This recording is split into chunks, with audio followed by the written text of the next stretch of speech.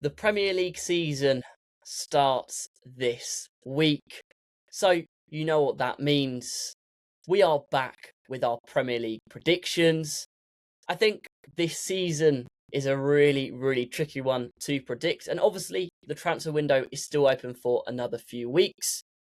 But welcome back to the Midweek Fixture podcast. And welcome back to the Louis Selling channel.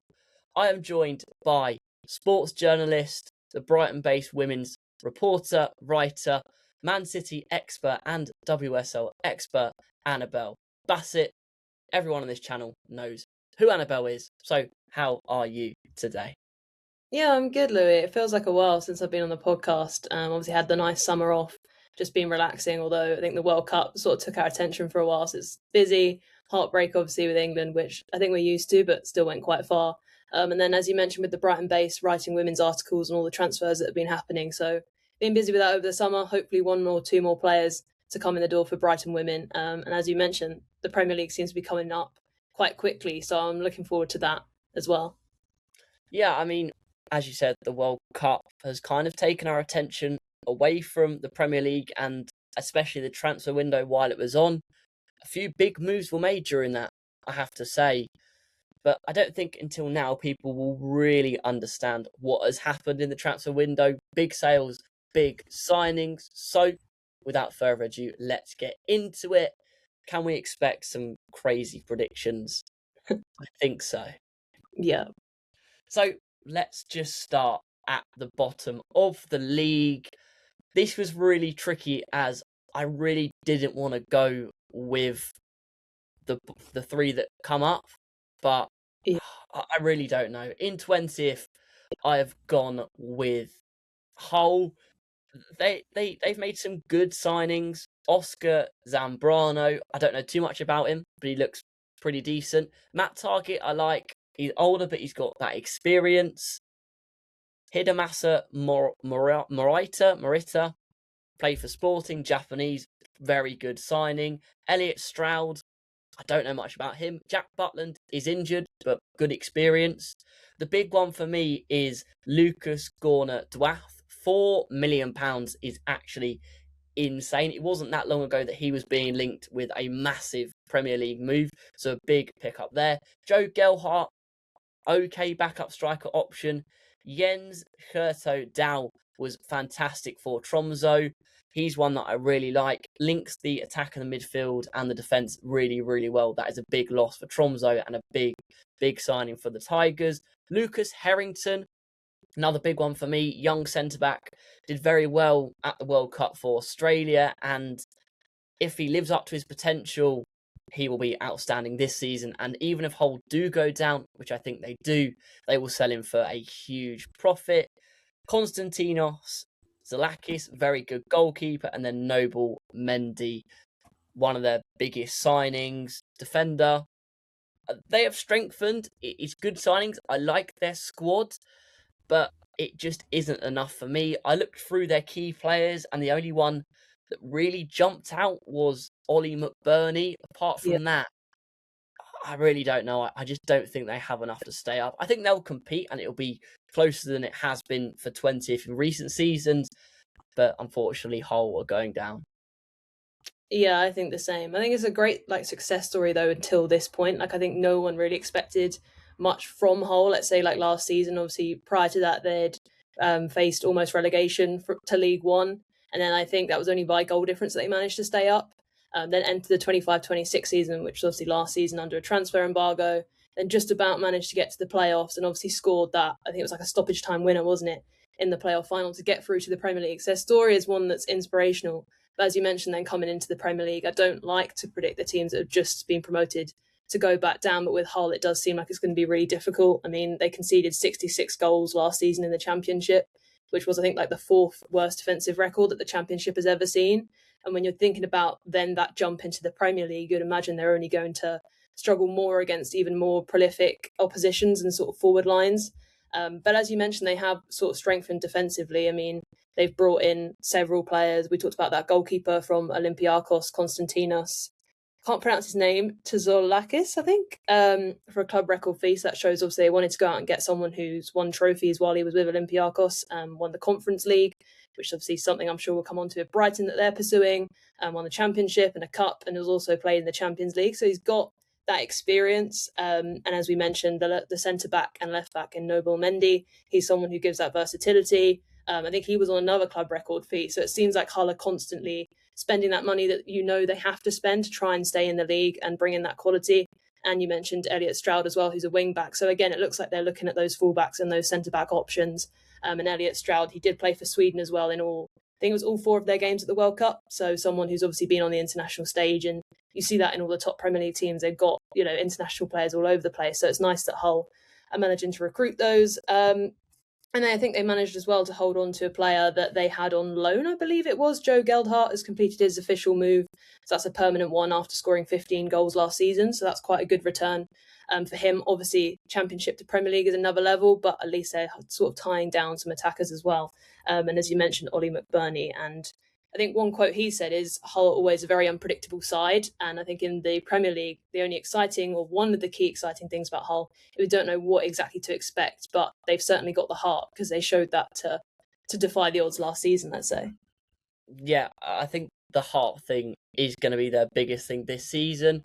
One thing I can pretty much guarantee with them is they will give it a right go. They'll win some games. I don't think they'll be one of the worst teams we've ever seen in the Premier League. And I do think that they will beat one of the big 6 sides. I don't know why, I just have a feeling that they're going to have 1 or 2 upsets in them this season, but unfortunately they will just not have quite enough. Obviously, the window is still open, as I said, and I think I said to you before we started, I expect quite a few Premier League teams to bring in another 2 or 3 players. So come 2 weeks' time, our predictions could look absolutely rubbish, and Hull have signed 7 players who are absolutely world class. Predictions are always difficult, even more difficult now with the window staying open after the first few games. But up to 19th, another team going down. Who have you gone with? Yeah, I've gone with Ipswich. Again, I think a lot of people have predicted this. There's sort of uncertainty over Ipswich will hold to finish bottom. But I think Ipswich have made some strong signings, but I just still think they're going to struggle. It's always going to be the case, as we say, with these teams coming up from the Championship. But yeah, they brought in 2 sort of physical ball-winning presences in midfield in Florentino Luis and Sasa Lukic, which both sound really strong. And that's something I think was a weakness last season, or at least the season before, in the midfield for Ipswich. So to bring in those big quality players, and also Issa Diop has signed as well, who's obviously played in the Premier League, so he's got that experience at the back. He's a centre-back, isn't he? Yeah. And at the other end, they've also signed Emerson, who gives them a lot of physicality, that sort of physical, imposing striker. And Dazin Maeda, I've got here, and Abdul Fatawa, who add sort of running power and intensity. So they've got that pace to their attacks. And yeah, they have players as well with Premier League experience there, which will be really important. The likes of Jadon Philogene, who of course were with Ipswich at the time when they last played in the Premier League. And I also feel like a good thing about Ipswich is they seem more equipped this time, I'd say, to tackle the Premier League than before. I think they had their second best defensive record in the Championship last season, so they've sort of assured their defence, I think, more than when they last were in the Premier League, which is really important. So yeah, I don't think there is like a chaotic side. They're more experienced, pragmatic, and aggressive, which I think will sort of put them in better stead than the last time. But I do still think that they face that relegation. And obviously, the biggest negative you can say for Ipswich coming into the Premier League is that the man who sort of guided them over the past 5 years in McKenna has now left and Gary O'Neill takes over. But the caveat to that is he does obviously have Premier League experience with Bournemouth and Wolves. So it's going to be interesting to see how he replaces McKenna and everything he brought to the club. And yeah, on a side note, I'm surprised McKenna sort of hasn't picked up another job. I know he stepped away from football, so maybe he wasn't necessarily looking for another move. But yeah, it seems like O'Neill's inherited like an experienced and impressive side with some big signings and a lot more experience than they were 2 years ago when they were in the Premier League. But it's going to be interesting to see if they can sort of hit the ground running. And yeah, I think over time they're just going to struggle to compete. Yeah, I agree. I think Ipswich are probably the biggest unknown going into this season. You mentioned most of their signings. Maeda, he could be brilliant or he could be rubbish. We really don't know.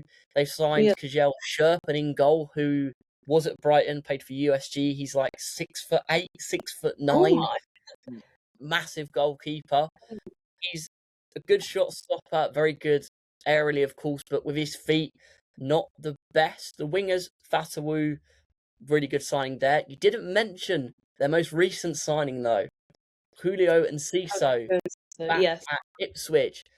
Very good player. I think if he has a good season, they have more of a chance of staying up. Key players, Leif Davis has always been brilliant for Ipswich.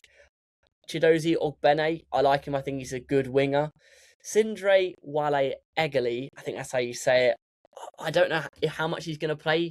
20 years old, very, very good midfielder. I like the look of him. And then obviously you said Philogene. It's a good starting 11, I think. And again, like Hull, they'll give it a right go and they'll pull out some big results. But I just don't think they have enough. Gary O'Neill, that experience, of course, in the Premier League will be massive. And I will say I wouldn't be surprised if they do stay up. There is, of course, that chance. The signings we've mentioned, Florentino, Lukic, Diop, Fatawu, very good, experienced players. Also youth on their side as well. Not too old, most of them. And if they do stay up, this is a squad that they can build with. But I don't see that happening, unfortunately. But into 18th, the team that just about miss out on survival. At the start of the video, I said I really don't want to predict the 3 teams that come up to go down. But I've gone with Coventry. I really think that Coventry can stay up. Their transfers have been okay. Frank Onyeka has joined permanently. Gustavo Harmer has come back to the club. Brilliant. Taiwo Awani from Nottingham Forest. That's a big striker signing. Any team coming up, having a player like him in there automatically has a better chance of staying up. Aurelia Amenda, coming from the Bundesliga, a centre-back. I don't know too much about him, but any Bundesliga centre-back is probably going to be at least decent. Cole Rushworth in goal, huge signing. If they stay up, he will be one of the main reasons why. And then one of my favourite signings of the window, Caleb Yarenki, ball-winning midfielder, was great in the World Cup for Ghana, was linked with quite a few Premier League teams over the last few seasons. He is one to watch out for. They've got a few key players. Van Ewijk looks a very good wing-back, always been a standout in the Championship. Jack Rodoni, brilliant player for Coventry, and if they do go down, I think he stays in the Premier League and gets that move. Has been linked with Newcastle a few times. Mason Clark, Hadji Wright, he is injured at the moment, and then Brandon Thomas Asante. Some pace up front, which I think you need. Any team coming up can't play too much footballing football. They're going to have to be a bit more defensive, and if you want to score goals and counter-attack, you need these fast players. I love Frank Lampard. I think he's brilliant, and similarly with Ipswich, I wouldn't be surprised if Coventry do stay up. But all the teams currently in the Premier League, I just think they're that little bit better, and I just can't see anyone else going down, unfortunately. Maybe you disagree. Maybe this is the first team that you disagree on in the first place. I do think we will eventually get very soon, actually, to the point where we're completely disagreeing on things. But at the moment, we're still the same. I did go with Coventry. And yeah, I think you sort of covered everything there. I think with Lampard, it is the biggest challenge that lies ahead is going from a team that dominated the Championship, and won with games in hand, to now trying to survive in the Premier League. It's a completely different proposition. Of course, he's managed before in the Premier League. But yeah, I think Coventry's direct attacking approach will be riskier against opponents now in the Premier League that possess that pace and quality to counter attack against you and sort of punish you. And as you mentioned, they won't have the same sort of possession and control that they had last season in the Championship. Inevitably, other teams are going to be more possession based and have that more quality. So as you mentioned, they'll need that pace to be able to counter because they won't have as much of the ball, we'd expect. And I've got here that Hadji White, sort of his pace, his ability to attack the space, that will be important for getting them up the pitch.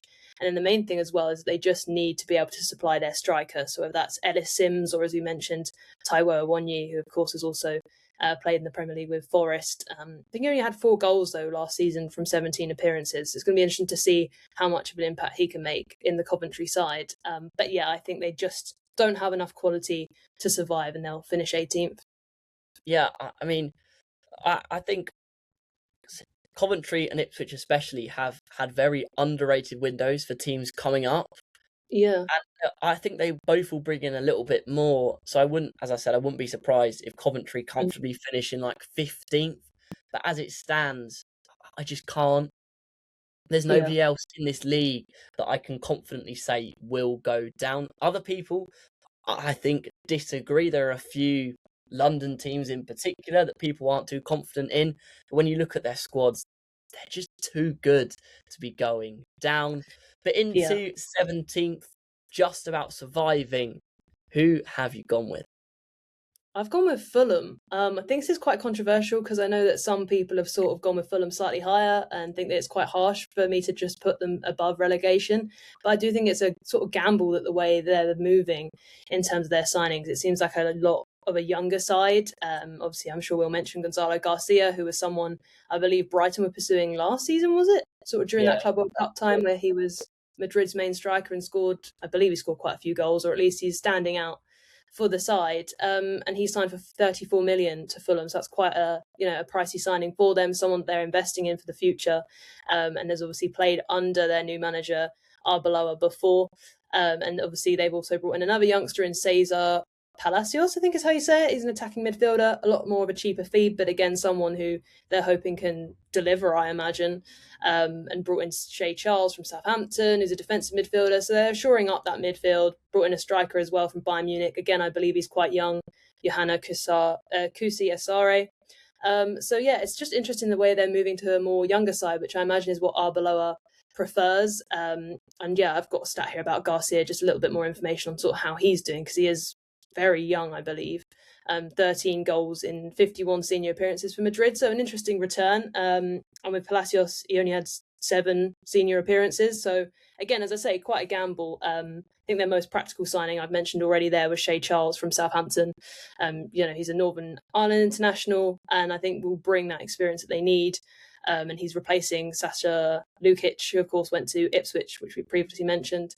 But yeah, I think the biggest issue that makes me think that Fulham are going to have a really difficult season is they've obviously lost Harry Wilson and also Raul Jimenez, who I know a lot of Fulham fans were really, they really liked Raul Jimenez. I'm someone who was always unsure of his qualities up front, which we saw for Wolves and obviously Fulham, and now he's gone back to Wolves. So it's going to be interesting how they fill that goal scoring void. I think it's a lot of pressure for these younger players. And yeah, obviously they've still got some strong players. Anthony Robinson, who's their left back. Alex Iwobi is always someone with quality up front and pace. Bernd Leno in goal. Calvin Bassey as well. So they've got some big names, but I don't know. I just think it's going to be interesting. Obviously, not to mention as well, Rodrigo Muniz is a potential striker option for them, probably the most established option. But yeah, I think losing Harry Wilson and Raul Jimenez doesn't help. Yeah. Would you say that Fulham are one of the biggest unknowns this season with Arbeloa? I mean, from my view, I think it could go either way. I genuinely think they could go down, but I also genuinely think that they could get European football. He could be sacked in a few months, or he could be manager of the season. I really Yeah. don't know. Do you think? Do you agree? I don't know. I don't think it's as vast as that. I'd be very surprised, but I could be completely wrong. And as you say, it could go really well for them. I think I'm just more looking at mid-table. I'm not sure if they're going to finish from 15th to, as you say, maybe even in a relegation spot like 18th. That's sort of where I see their ceiling. But maybe I'm being naive. Like you say, maybe there is a higher ceiling for Fulham under Arbeloa. I just think it's a lot of young players. And I don't know. I mean, where did they finish last season? Because Yeah, obviously they you'd were say weaker. mid-table. They had a chance of Europe, but they kind Yeah, of at the end. yeah, so perhaps they could finish higher than what I expected. But if they were mid-table last season, I just think it might be slightly worse this season. But I'd be very surprised if they were to go down.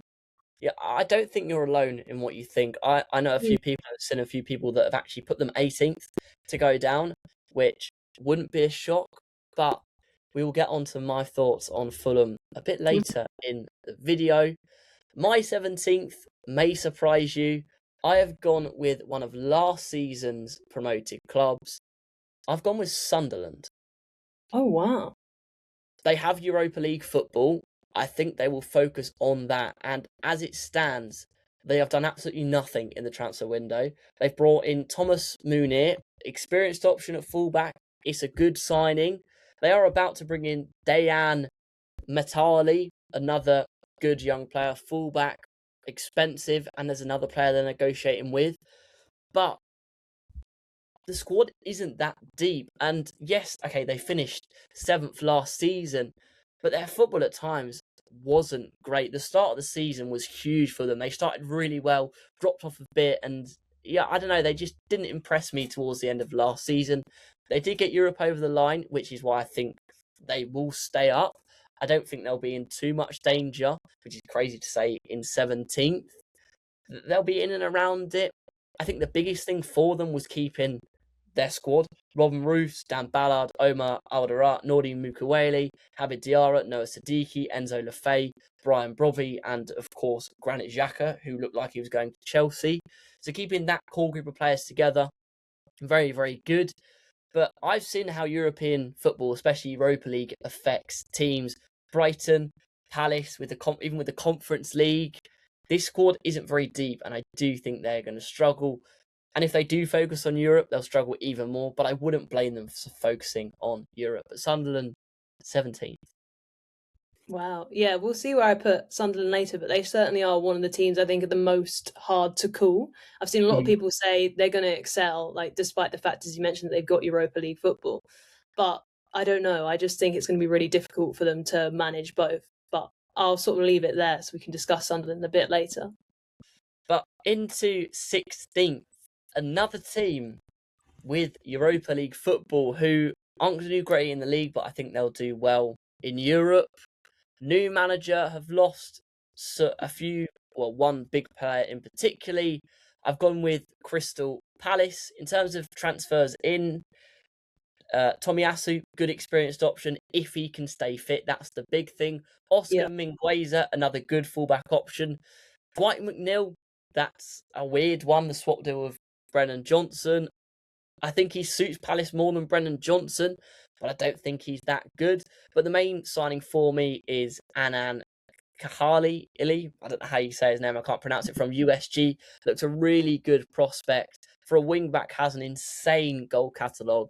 Wouldn't be surprised to see him score a decent amount from fullback. They've kept most of their key players, Dean Henderson, Daniel Munoz, as it stands, though I do think he's going to leave. Chris Richards, Ismail Assar, Adam Wharton, staying as it stands.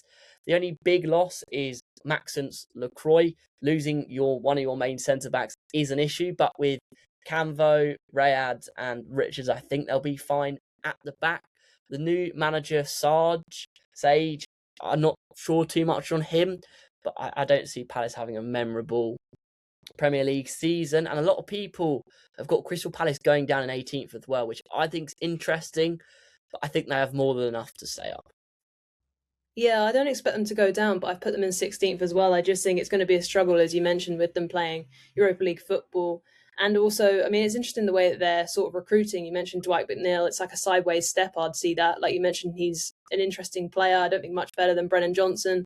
Maybe, as you say, suits Palace more, but I don't really see that as a sort of forward step. And they also signed someone from Major League Soccer called Xavier Gozo, who's an attacker. And I think Xavier, is that how you say it? Has it been completed yet? I saw that might fall through. It could. I thought it was done, but well, let's hope it is. Otherwise, I can always backtrack. But no, I just think it's interesting how he's quite young. They're trying to upside talent. It's part of their ethos as a club, but again, it's that sort of pressure on young shoulders. You can't really count it as a marquee signing. You've mentioned as well the absence of Lacroix. Obviously, they lost Mark Gehi in January, which I know that was a while ago now, but still, it's changing that defence. And as you mentioned, I don't think either Tomiyasu or Mingueza kind of cover that really in terms of shoring up the defence. It is a big loss with Lacroix. And as you mentioned, Tomiyasu's injury prone. Aside from that, I did see in pre-season they lost 3-0 to Freiburg, and fans were starting to worry about that back three. They just said it was really shaky. And I honestly think Palace fans are concerned. So it's going to be interesting to see what happens. Of course, Jean-Philippe Mateta's only getting older, 35, and he scored the most goals for Palace last season. He scored 12.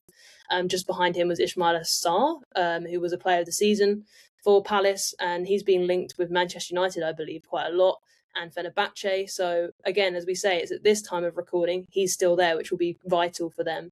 But if something was to change, that would be, I'd say, catastrophic. It's the same as well with Man City's potential pursuit of Wharton. Now that Rodri's gone, I don't think that'll happen because it is so late in the window, but you never know. And you mentioned as well, wing-back Daniel Munoz, who may leave as well. So it's going to be, I think, a really important last 2 weeks of the window for Palace. Yeah, I think the main thing we need to remember with Palace is they usually bring in 4 players in the last week of the window. They always do their business late, so they're really difficult to predict. But we haven't mentioned the biggest loss for them, Oliver Glasner. That's very Losing true. losing a manager like Glasner, brilliant manager, won them the Conference League, the FA Cup, the Community Shield, one of the best managers in the league. Going from him to another manager, no matter how good Sarge ends up being, is a big, big loss. And he had Palace playing good football. They have to learn a new system. I think they now play a back four. I'm not entirely sure. I'd be surprised if they do switch from a three with the players they've brought in and have. But yeah, I don't really know much about Sarge to comment too much. But Glasner is a huge loss. Yeah, it's very true. I mean, I know how well, obviously, Sarge did with that improbable sort of League One title challenge with Lens last season, but still, as you say, it's going to be an adaptation period. We've seen a lot of managers actually come and go in the Premier League. But I think it's always going to be a step down, especially if, for Palace and the managers that they can get for Olivier Glasner to go. I think it's always going to be difficult to replicate that. As you say, that success was sort of unprecedented for Palace. So I think it's only down this season, at least, for Palace fans. Yeah, but into 50, probably, maybe we're going to say pretty comfortably staying up now. Who have you gone with? I was so unsure on this, but I've gone with Nottingham Forest. Yeah, okay, you're nodding. So I imagine we went the same again, which I'm actually surprised. I thought at this point in the pod we'd be all over the place with different teams. I think Sunderland was the only one that sort of I put a little bit higher than you. But yeah, I just think with obviously Nottingham Forest appointing Glasner, Palace's loss is Forest's gain. He presses aggressively, loves to build through those wide overloads and has like disciplined spacing. So he's got all these different strategies, which I think make it a really exciting proposition for Forest. I think it should definitely suit some of their new signings, especially Usman Diomande, who I'm sure we'll come on to. And I cannot pronounce his name. I want to say Java Slager, which sounds like a cool name if you're like a dancer or something. But yeah, I think either way, like these are players that are going to suit his system. Obviously, Usman Diomande was 34 million, I believe, and is a centre back and looks like one of their major signings of the window. Looks like he can suit that back three, maybe Diomande, I think it's Milenkovic and Murillo. I think that'd be extremely good for Forest. So yeah, it's going to be interesting to see how that develops. As I mentioned, Shava Schlager, again, the sort of dancer name. He joined on a free transfer from RB Leipzig. He's an experienced Austrian player.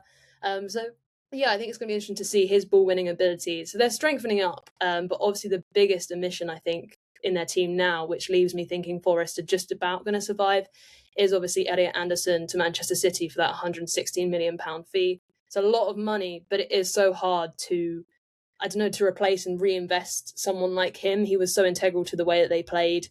And they've obviously lost several other players, squad players, Willy Boley, Angus Gunn. None of them really stand out to me as significant.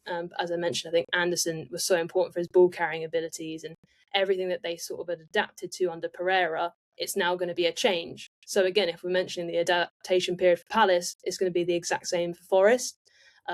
That being said, though, positive-wise, they've got a lot of wingers, which is something that I've always thought about Forest. Callum Hudson-Odoi, Dan Ndoye, Amari Hutchinson. So, yeah, it's going to be interesting. And again, I just don't know how much they can rely on Chris Wood as well, because he's only getting older. We mentioned Mateta's 35, so is Chris Wood.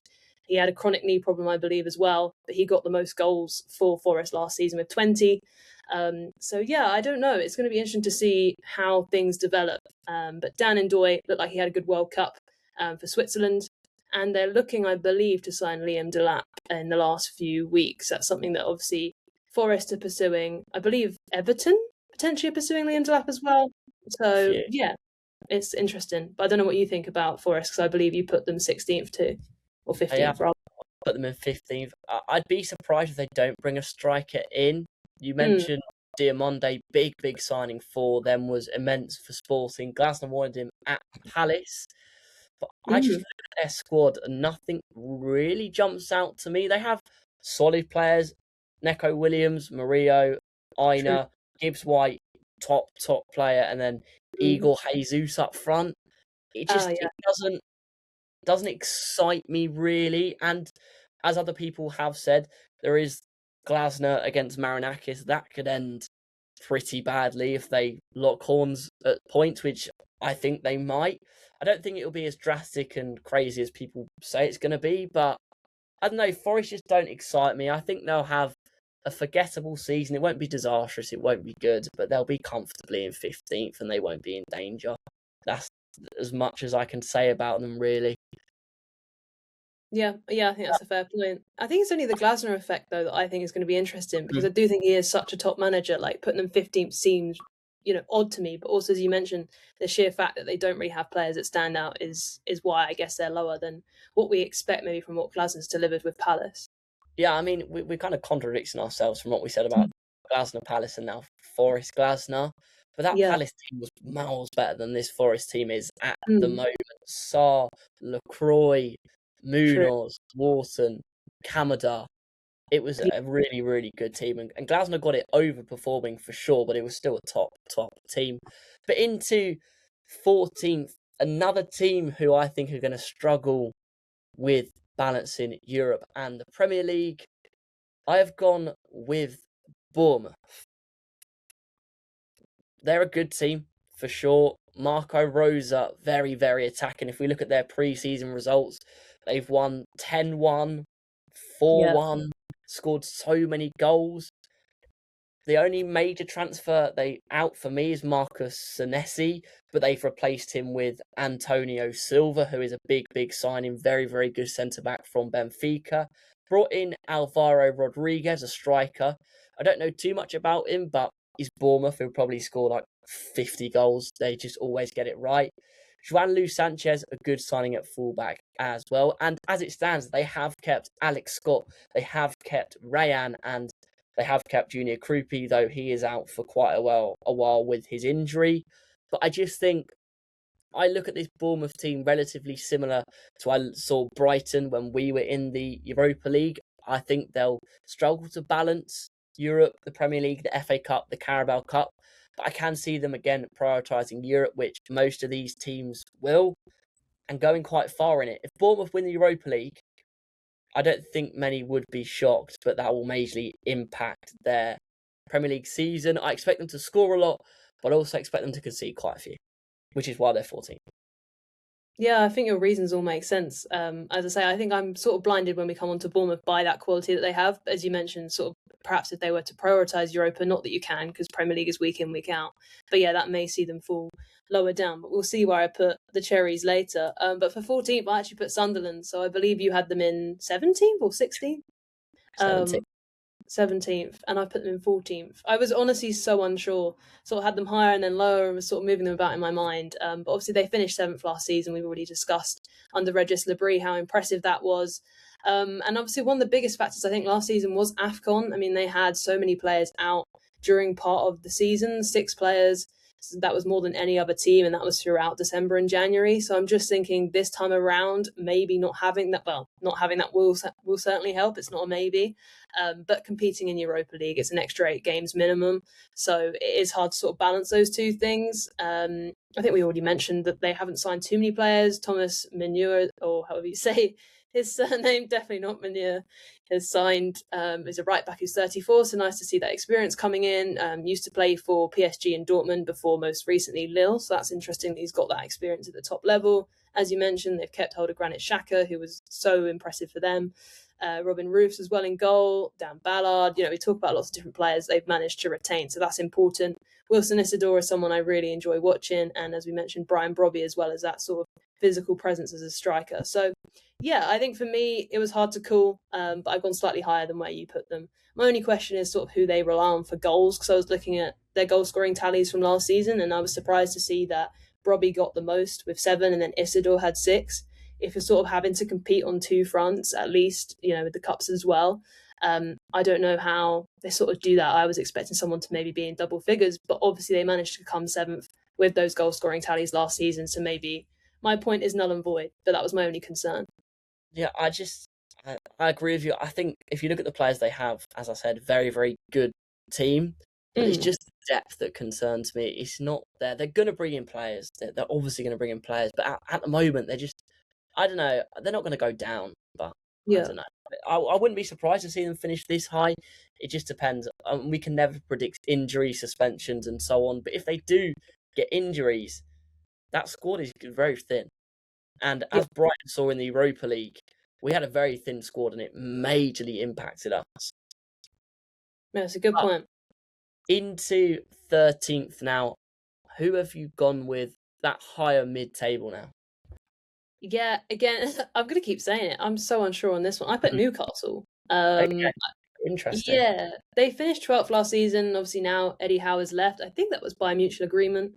And now Matthias, is it Matthias? Is that how you say it? Yeah, Matthias Jasel. I should have looked up these pronunciations before. But he joins from Al Ali, which I thought was really interesting. Obviously, been in Saudi for a while. Prior to that, was with RB Salzburg and won 2 Austrian championships, 1 Austrian Cup, led them to the knockout phases of the Champions League, which is really impressive. So obviously, he's got that resume of trophies. As I say, most interesting though that he's been most recently in the Saudi Pro League. But yeah, Newcastle seem to be sort of building a team with youngsters. They've obviously signed, I think it's defensive midfielder Alaji Bamba and forward Mazumana Toure. And I think he was impressing in pre-season, so that looks positive for them. But yeah, I think they've also signed a midfielder from Ajax who's called Sean Sturr, who's an 18-year-old. So yeah, I just think they've obviously got some young, exciting prospects, a new goalkeeper as well in Lucas Hornisek. yeah, they've So got that seems, couple of new yeah. goals. But I was just sort of looking at it. Obviously, they've signed a right back as well. Last sort of signing to mention there, Armar Oh my Denic lord, came in. Dedic, that's the one from Benfica. I guess to provide support to Tino Livramento because he's still out with that calf injury. It's a nightmare. What a talented player, but struggles with injury. But yeah, so I think they've done certain business that they needed to, but they sort of seem to be leaning toward a more younger squad. But yeah, the exciting thing I only have read about Jessel's sort of playing style is it's like a new counter-pressing sort of system he may employ. Similar, they said, to Liverpool under Jurgen Klopp. So that will certainly be exciting to watch. Obviously, you'd hope it's going to be a new slate as well at Newcastle for the likes of Nick Woltemade, who had a challenging season last season. Still played 33 Premier League games, but I think he was unhappy with sort of where he was being played. So clean slate for him. Same with Johan Visa. He's back from injury. Obviously, that was really difficult for him in his first season. He only had 1 goal from 19 appearances. But we've seen what he's done with Brentford, where he scored 19 goals in the 24-25 season. So I think those unknown quantities are exciting for Newcastle coming into a new campaign under a new manager. Counter-attacking sort of style, as we mentioned there, or counter-pressing, should play into the hands of the likes of Visa.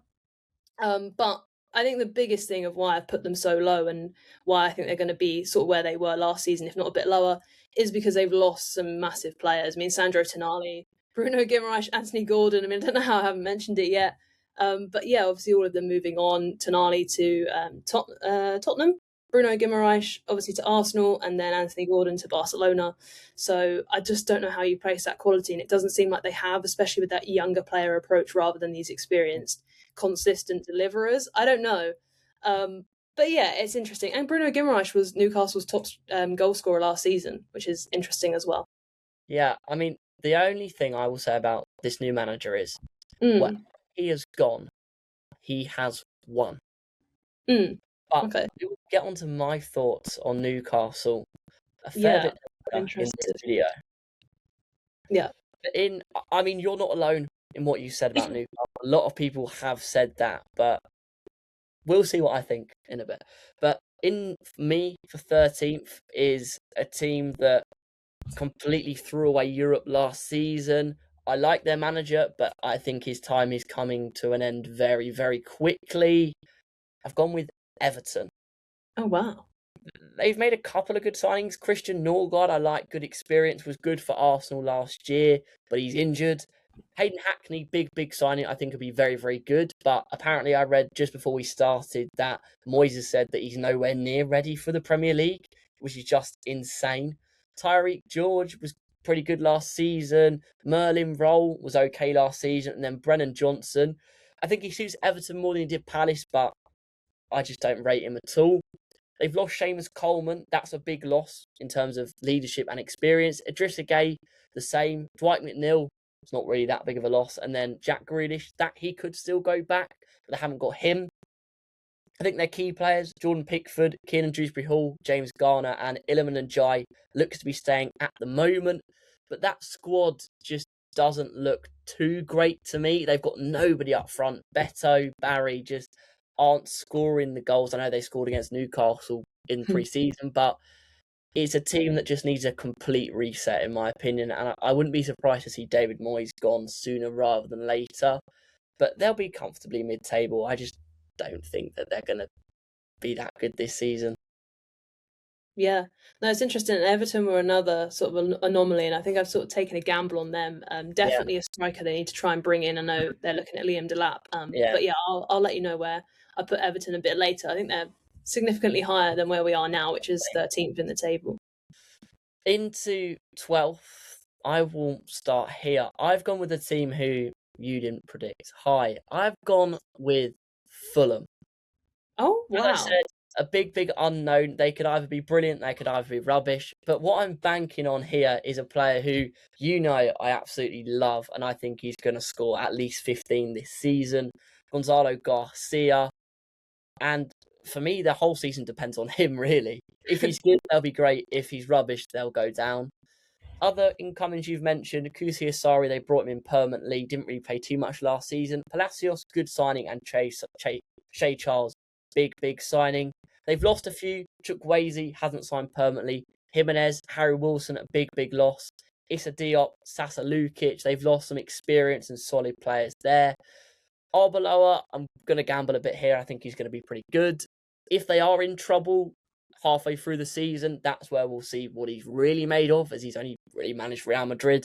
And now, even if Madrid's finished, they're never really in trouble, are they? Let's be honest. I mean, for Madrid finishing second, it is trouble, but he's never been in real trouble like a Premier League relegation. Key players, not too many. Robinson, Iwobi, Kevin. The squad doesn't excite me that much, but I think they'll do better than people think and comfortably mid-table, but all depends on Garcia. Yeah, it's interesting that you've put them a lot higher. You've sort of taken a gamble on Fulham. As I say, I think I've done that with Everton. But for my 12th, I've gone with Bournemouth. Okay, yeah. Again, a team that I wasn't really sure. By the way that you've reacted, perhaps you've sort of got them near. Have we already discussed Bournemouth, actually? I think we did. Anywhere between like 11th and 15th is kind of guesswork. Where they should be, yeah, exactly. So I won't talk about them too much because we already sort of discussed it. But obviously, Marco Rose has come in, being compared to Klopp, and naturally Areola as well, given his sort of high energy tactics, which I think will be really exciting. And as you mentioned in pre-season, they did beat Genoa 10-1. So that sort of free-flowing football seems to be there. And unlike last season where they lost significant players, it seems they've retained all their key players. We mentioned Alex Scott there seems to be staying. Ryan, as we mentioned, Krupi's injured, but a great talent for them to keep under their wing. Obviously, under their wing and plays on the wing sometimes. 20, but managed to get double figures last season in the Premier League. He's someone I love to watch. Really interesting that they've managed to do that. And as we mentioned, they've also signed a striker to sort of challenge Evan Nilsson in Alvaro Rodriguez, and also replaced Marcos Senesi, the centre-back who went to Spurs, with Antonio Silva, which seems like their standout signing from Benfica, played in the Champions League, Europa League, has 20 caps for Portugal, so a really experienced player all round. It's going to be exciting to see how well he does, because it is big shoes to fill. And yeah, I think as well there was mention of a young Liverpool player that they signed last summer for 25 million. Not sure if you heard too much about him. He sounds quite versatile, called Ben Gannon Doak. Sorry if I pronounced that wrong. But he did, okay, so you've heard more of him than I have. But he's obviously played for Scotland at the World Cup, and is impressed in pre-season. I just think it's going to be interesting to see after his injury last season what he can do with more minutes. And I think a lot of fans are optimistic about him making some sort of impact. As I say, I haven't watched him, so I don't know, but that's a positive sign. But I do think juggling Europa League and Premier League will be difficult rather. And losing, as I mentioned, Senesi, obviously Semenyo back in January, and Krupi being injured for a while is never ideal. So it's going to be interesting to see. But yeah, I've put Bournemouth, I guess, a lot higher or slightly higher than you have. Yeah, I mean, Ben Gannon Doak, very, very good player. I think he played quite a few times for Liverpool's first team as well. So I'm surprised you reacted to him how you've reacted to him. Yeah. I think he's looked good. I think he'd have a good season as well. But into 11th, just missing out on the top half. Who have you gone with? This will probably shock you. I've gone with Brighton, I know a lot of people have gone a lot higher. I think, well, some people I've spoken to have gone higher with Brighton. I honestly don't know. As a Brighton fan as yourself, you're probably more equipped to talk about them when it comes around to where you've predicted them. But I don't know, they just don't fill me with a lot of confidence. Squads around them, maybe the squads around them mean I should have put them higher than I have. But obviously, you guys are also balancing Conference League. I imagine, as you've probably mentioned to me before, you'd rather win that and sort of finish mid-table somewhere, and prioritize, silverware. And I don't know. Obviously, you've signed Luka Vuskovic, who's probably one of the most exciting signings. He's very young, but we've seen a lot of young centre backs thrive in the Premier League. Never played a game for Spurs, but he was on loan, wasn't he, with Hamburg, and really impressed. His reading of the game, his positioning, he's sort of mature beyond his years. I think it's big shoes to fill with, obviously, Jean-Paul Van Hecke leaving to Tottenham. I don't know if he's replacing Jean-Paul Van Hecke, would you say, or whether in the future he's a replacement for Dunk. I'm going to say he's a replacement for Dunk, but not in the future. But we'll come on to that. So, yeah, I don't know. If obviously he's going to jump straight into the back line, as I say, I'm not sure. But if he does, big sort of expectations on him. Obviously, you've signed Pascal Strike from Leeds, so maybe that might give Vuskovic more time. I'm not sure how you're going to play that. Obviously, he's a centre-back experience, as I mentioned. But yeah, I mean, good stat for you guys, which I actually read, which was really interesting. I don't know if you know that apart from the two Manchester clubs last season, Brighton scored the most goals from regular play. Yeah. So that's something, sort of a strong stat, which suggests that maybe my concerns about your attack are null and void. As I say, the main concern for me with Danny Welbeck leaving, who got the most goals for Brighton last season, is sort of who will lead you now. We've had many discussions about Jorginho Ruta, where he sort of thrives the most, whether it's a 10 or the striker role. You obviously got Stefanos Tsimas returning from his ACL injury. And then obviously his Greek teammate in Haralampos Kostoulas, probably pronounced that wrong. He showed glimpses last season, I think, and obviously scored that overhead kick as well, which was brilliant against Bournemouth. So, you're hoping those sorts of players can step up, but just my concern with that is I'm not sure. And also the same with Minte and Mitoma, I believe, are out injured, your wingers at the moment. So I don't know. I think there's just a lot of questions for me in my mind over Brighton. I know the fans themselves, some are really happy about Hertzler's contract extension, others not so much. So I just don't know this season what's going to happen with Hertzler and his side. So I've put you 11. I mean, I'll go into detail on Brighton a bit more. Please do. Them, but I don't think you're wrong. I don't think you're far wrong on it, to be honest. But in my 11th, I've gone with a team. Maybe this will surprise you because they haven't got European football. People have got them higher. But I've gone with Brentford. Okay. This is a team I'm really not sure of. They could get Europe. They could finish mid-table, but there is another team that I think will do better than them. In terms of incomings, Callum Wilson, Jaden Anthony, Yannick Schuster. For some reason, teams seem to be signing experienced Austrians. I don't really know why, what's going on there. And the biggest signing of the window, and he's going to be insane, Mamadou Sangare has already been brilliant in pre-season, and he will provide Brentford with a big platform to perform. So I wouldn't be surprised to see them get European football, but I'm going to be a bit cautious and say 11th. Only major out, Jordan Henderson, which isn't really that much of a big deal because they've got Sangare now. Key players I look at this team, Yarmouk, I think will have a good season. Jensen, Damsgaard, I think Sade will always perform. Igor Thiago, he's an interesting one. Can he keep up that form and goal-scoring form from last season? I think a lot of his goals are penalties, so that'll be interesting. And then Dango Ouattara. Keith Andrews proved he is a decent manager, and I think they'll do well, and they'll be in and around those European spots come the end throughout the most of the season. But come the end, I think they will just drop to that 11th place. Will they bring in more? We shall see. But at the moment, I think they just sit in 11th and have an okay season. Yeah, I have kind of put them nearby, but I'll come on to where I've put them in a bit. Yeah, into 10th, going into the top 10 now. The top half, I've gone with, very nice follow on here, I've gone with Brighton. Okay. I think 10th. I think we can go far in the Conference League. I'm not going to jinx it and say we're going to win it because it's very difficult this year. We have to get past Tromso first, of course. In terms of ins, Rodrigo Rego, he's gone out on loan. Michael Soboda, who actually looked really good against Bologna. Much quicker than I thought. Very good positionally, good on the ball. I can see him playing a decent few minutes in the Cups and Europe this season. Costinha, a good right-back option. I don't think it'll be long until we starting over Mats Wiefer. As good as Wiefer is, he's going to get exposed over the top, which is a big concern, alongside Luka Vuskovic in terms of pace.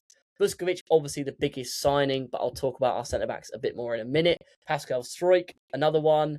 Zadok Kihana has looked very good in pre-season. The way he rides those challenges, a lot stronger than you think, very direct. Still raw, but I think you need a player like that, a winger like that, who's just a bit chaotic. I think we've spoken about it a few times. I like a player that's just going to get the ball and just go towards the goal and see what happens. Ibrahim Osman isn't a signing, but he's come back from loan and has impressed Hersler. And with Matoma and Minte out, I think he plays quite a few minutes. Very direct as well, very quick. I think the biggest concern, apart from the strikers, is that experience we've lost. James Milner, Solly March, Adam Webster, Joel Veltman, Danny Welbeck, Jan-Paul van Hecke as well. But we do still have Still, Dunk, Gross, Matoma you can throw in there as well. Jack Hinchelwood will step up and be a leader. So I think we'll be okay experience-wise. Striker-wise, Jorginho Rutter. Hers has been playing a bit like a false nine in pre-season, which I like. I think that suits Jorginho quite well. Charalampos Kostoulas can play up front. Stefanos Gimas, when he comes back from injury, as you said, I think we'll have a big season. I do think we bring in another striker before the window ends. I'd be very, very surprised. Another winger as well. We've been linked with Finn Aziz, I think his name is, from Millwall. Very good in the Championship. Will look to be a replacement for Amario Cozier-Dewberry, who could leave in the next few weeks. Rangers are really interested. But in terms of the centre-backs, I'll ask you this question. I don't know how much of Brighton's pre-season you have seen, but who do you think is going to be our starting two centre-backs going into the season? I haven't watched Brighton's pre-season. Watched the women's. There was one game against PSG that I was at, but aside from that, not too much. Actually missed all of City's pre-season games as well. But yeah, I think there's talk of Boskagli, right, and Vuskovic, but I honestly don't know who your centre-backs are going to be going into the new season. I think it's going to be Boskagli and Vuskovic, which complement each other really, really well. Vuskovic, very good on the ball, very good in the air, will score. I think he's going to score 5 or 6 this season from corners. Should have scored a couple in pre-season. Defensively, superb position, very good. Obviously, his pace is a bit of a concern with Wiefer, but his positioning makes up for it. Boskagli, I've done a video on him. It's going to be immense this season for us, and one of the reasons why I think we can win the Conference League. Left back, Kadioglu, Jack Hinchelwood in the 10, going to be a key player this season. Gross, Yari advancing, scored a few goals in pre-season. Diego Gomez is an interesting one. I think Brighton fans are more coming around to the idea of him on the wing. It's been good. Matoma and Minte when they're back, of course. But yeah, I think 10th and winning the Conference League is obviously an insane season. Would be our best season because we've won a trophy. I would like us to get into those European spots just in case. But yeah, I can see us being 10th. But I think we have good squad depth, and I do think another few come through the door. Yeah, just quickly, my one question is about Baleba. I don't know what you thought of him sort of last season and where his role is going to be now going into the new season. Well, Baleba is out for a month at least with an injury. Oh, really? So it's a difficult one. He's obviously going to stay now with that injury. I think he's going to have a good season. I don't think he's not going to go anywhere. Last season, he had injuries. The whole Man United thing messed him up in the head a little bit. But I think he's going to come back with the games. He's going to play loads of minutes and have a good season. But he has to get in over Gross and Yari, who, as it stands, are a very good duo in that midfield. Yao Kue as well has had a good pre-season. Baleba will be competing with him. So it'll be interesting to see. But I think he will get back to the level that he was pretty quickly. Nice. But you're 10th in the top 10. Who are you going with? I don't know if you've mentioned them yet, but I feel like I've put them very high. I've gone with Leeds United. Did you mention them prior? Or you haven't? Yeah. Okay, at least I'm not on my own and sort of putting them in that top 10 sort of gamble. But I just think they're one of the most stable teams right now, and I think that will favour them completely. massively. Daniel Farke's going into like his 4th season, and he showed he can adapt as well. I remember Leeds were struggling in the middle of last season; things weren't looking ideal, and he managed to adapt his tactics when he was really under pressure, and he had his team play a more direct, physical sort of style, which I think suited Dominic Calvert-Lewin, because then he sort of came into a bit of a goal route, if you like. Yeah. But yeah, I think he kind of called his all action press and allowed the defense to sit deeper. And sometimes you just got to do that to survive. So I think he's tried different ways and he's shown he can adapt, which is really important. And they lost just one of their last 9 games of the season and avoided relegation comfortably. So yeah, I just think he's a good manager, and they've got the players that they had last season. There was something about they had the 9th best expected points as well last season. So in terms of the stats, seem to be on their side, and they conceded like the 7th fewest goals. So everything seems to be looking positive, and maybe it was more just being unlucky that they didn't finish higher, because I thought they could have been fighting for a spot in Europe had they maybe been better from set pieces and also scored a few of their chances that they had in an attacking sense. But yeah, I think obviously key players, well, key signing firstly, someone who I'm gutted to see, especially after the Community Shield shambles, if you like, is goalkeeper James Trafford has signed for Leeds. You know, he's someone who is going to shore up that defence, and he is a terrific shot stopper, very good at distribution as well, something that has, as I mentioned, been called into question with Donnarumma after the weekend and several reasons. But no, whenever James Trafford was in goal, at least last season when I watched him for City as a backup keeper in the Cups, he was terrific, really important in those Carabao Cup and FA Cup victories. And, you know, so he's got that experience in the Premier League under his belt. And I think regular game time, he's hopefully only going to grow from there. I don't know what else I can say really about Leeds. I just think it's positive for them. Yeah, obviously they've got Ethan Ampadu, who's their captain. He anchors a team from midfield or defence. Joe Rodon, who's a reliable defender. Anton Stach as well. Big fan of him. Ao Tanaka as well. So just lots of different players with quality. And I think for Leeds, this is a season where they can really push on, and with a bit more luck, I think they'll finish around 10th. Yeah, I mean, I think that's the biggest thing. They're just going to grow. They're going to build. They had a rubbish start last season, and Farke was getting sacked, but he done well. And if they can, even if they picked up another 3 or 4 wins there, they probably would have got Europe. And I'm not going to say where I predicted them, but they'll be close. But into 9th now, just missing out on those European spots. Who have you gone with?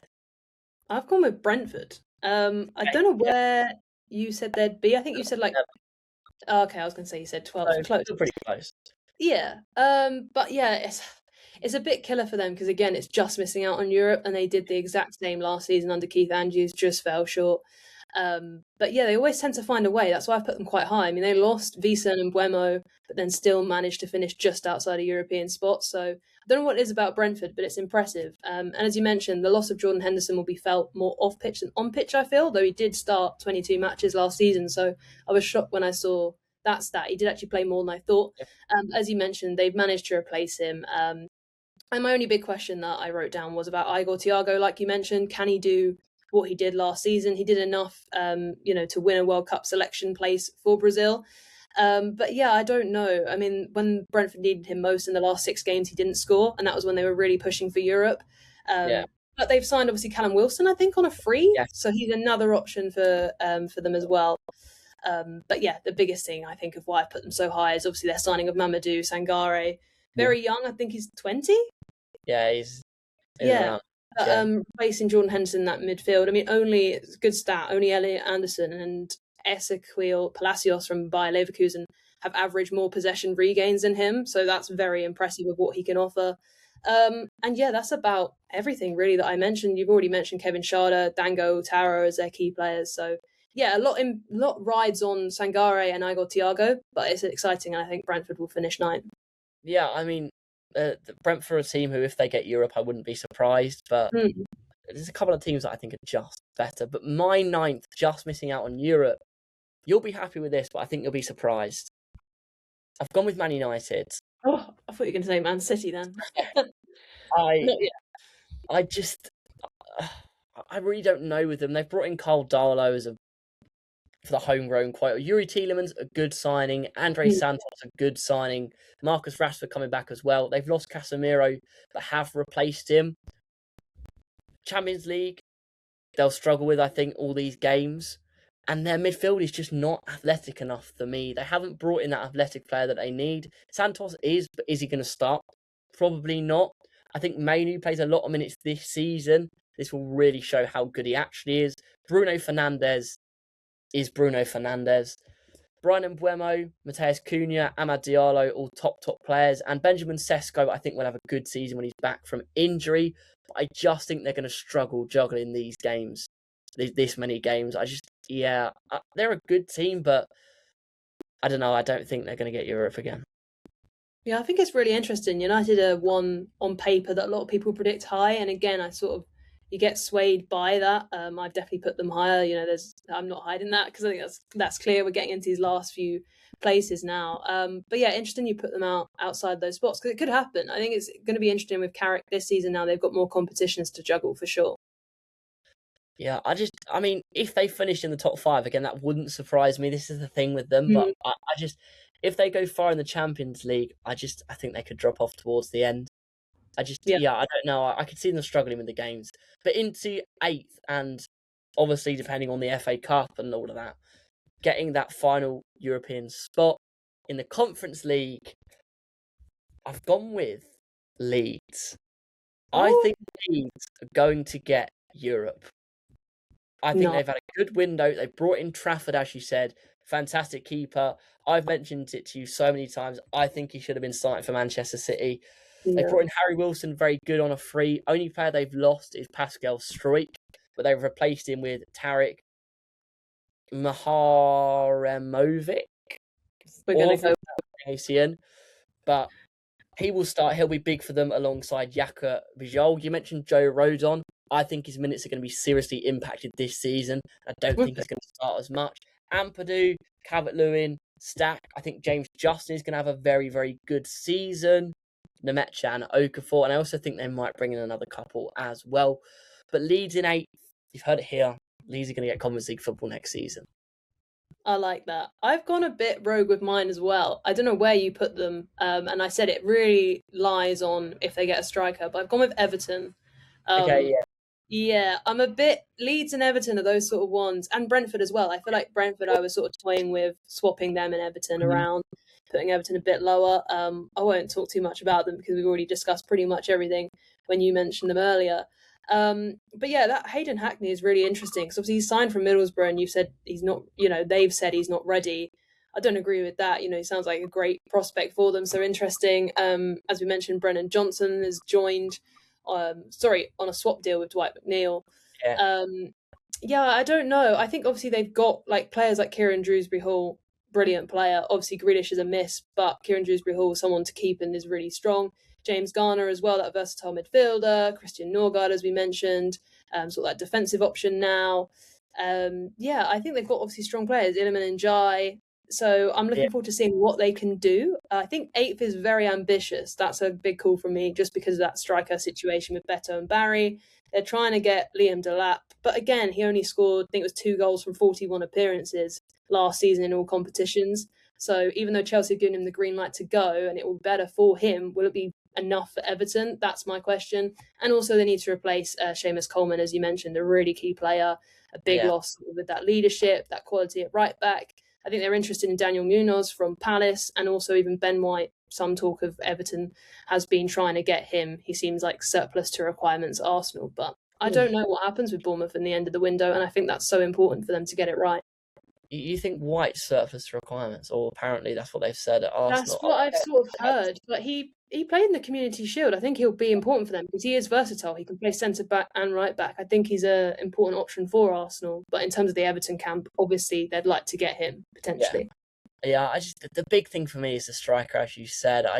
No team that has Barry and Beto is going to get European football. They just can't.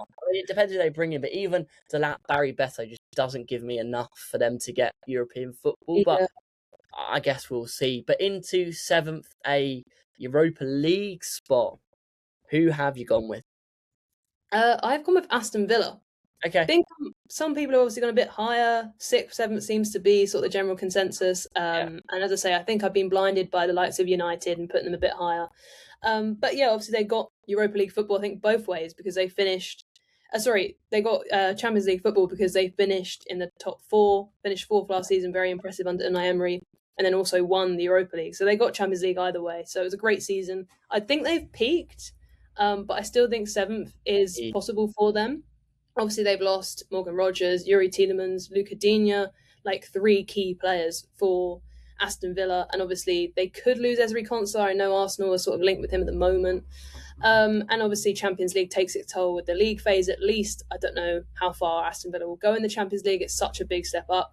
And obviously, nobody played more minutes than Rodgers, so that he is a big loss to Chelsea. So I don't know. I just think it's difficult. I've put a lot of faith in them because I think they've managed to get replacements in, like João Gomez, a £38 million signing from Wolves. He looks promising in the midfield.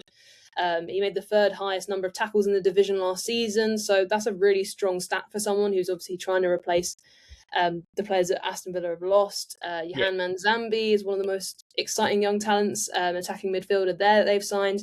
And it also seems, which I'm not so sure about here, but Unai Emery wants to revitalise the career of Alejandro Garnacho. So he's on a loan from Chelsea. Interesting, that one. I don't know how that works. You're putting a face, so I don't know if you want to interject on Alejandro.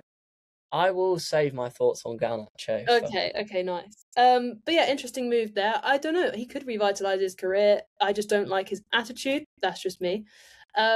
But yeah, so it's going to be really interesting to see what Manzambi can do. As I mentioned, he seems like he's a really street footballer, they say, is sort of the way that he plays. And he can play lots of different positions because he's quite full of humility and sort of humble player, which is nice. And they can rely... Is the problem. Is he injured? Yeah, he's injured at the moment. Okay, so I don't know when he'll be back. Is it long term? Do we know? Or it's long term, but maybe another week or a couple of weeks or months or so. So not crazy, but no, set him back a little bit. But they've still got Konsa if they keep in Matty Cash, Emiliano Martinez in goal, Lee Watkins. So yeah, I think those sorts of players. Is he not in goal? Martinez in goal is an interesting one. I just think like they're big characters that they've managed to sort of hold on to, that sort of core. I think Villa have got that there. Obviously, they've lost some key players. It's going to be interesting to see how, as I say, Manzambi integrates. Yeah. But yeah, I've put them seventh. Yeah, I can see seventh. Though Martinez in goal, I think you might be wrong there. What, in terms of his quality? I think in terms of he's not going to be their number one this season. Okay, who's Villa's other option? They are about to sign Suzuki, the Japan goalkeeper. Oh wow, I wasn't aware of that transfer rumor. That's pretty cool. He was meant to go to PSG, but that fell through, and Villa have pretty much sealed that one, I think. Which I'd be surprised if he's coming in to be back up. Yeah. Do you think Martinez would move on, or would he just become second keeper? I think Martinez moves on somewhere. Okay. The move fell through, but yeah, I'll come on to Villa. Okay. For my full thoughts, but my seventh, I've gone with a team who a lot of people, in my opinion, are seriously underrating and underappreciating. Wherever this manager has been, he has won. Newcastle. Okay. In terms of we'll start with the outs. Tonali, Trippier, Gordon, and Bruno Gomes. Big losses, of course. You can't deny that. But if we look at this squad, Tino Livramento, Lewis Hall, Joe Linton, Johan Visa, William Asula, Harvey Barnes, Malik Tior, Nick Woltemade, Dan Burn, Lewis Miley, plus Ewan Joan, or the other goalkeeper that they signed starting in goal, Sean Sturr, Alaji Bamba, Amir Dedic, and Bazumana Toure. That squad, playing once a week, is a team that gets European football, surely. Yeah. Surely. Yeah, a lot rides, as we say, on Visa and Voltemada, but surely they're only going to do better than last season. So, yeah. But Bazumana Toure, keep an eye out for him. He will be better than Anthony Gordon was for Newcastle. He is a player. And he's going to be very, very good this season. And I like their slight change of model in terms of going for those younger players. I think they've got a good core of the squad, as I've just mentioned. I think these younger quality players, they're going to be very, very good. I mean, they could have had so many more. They've been rejected so many times this window. Apparently, they want Baleba. I don't see that happening, but I do think they get another couple in through the door, as with most of these teams. And yeah, Newcastle's 7th. I'll be shocked if they finish outside of the top 10. Okay. I think they're very, very good.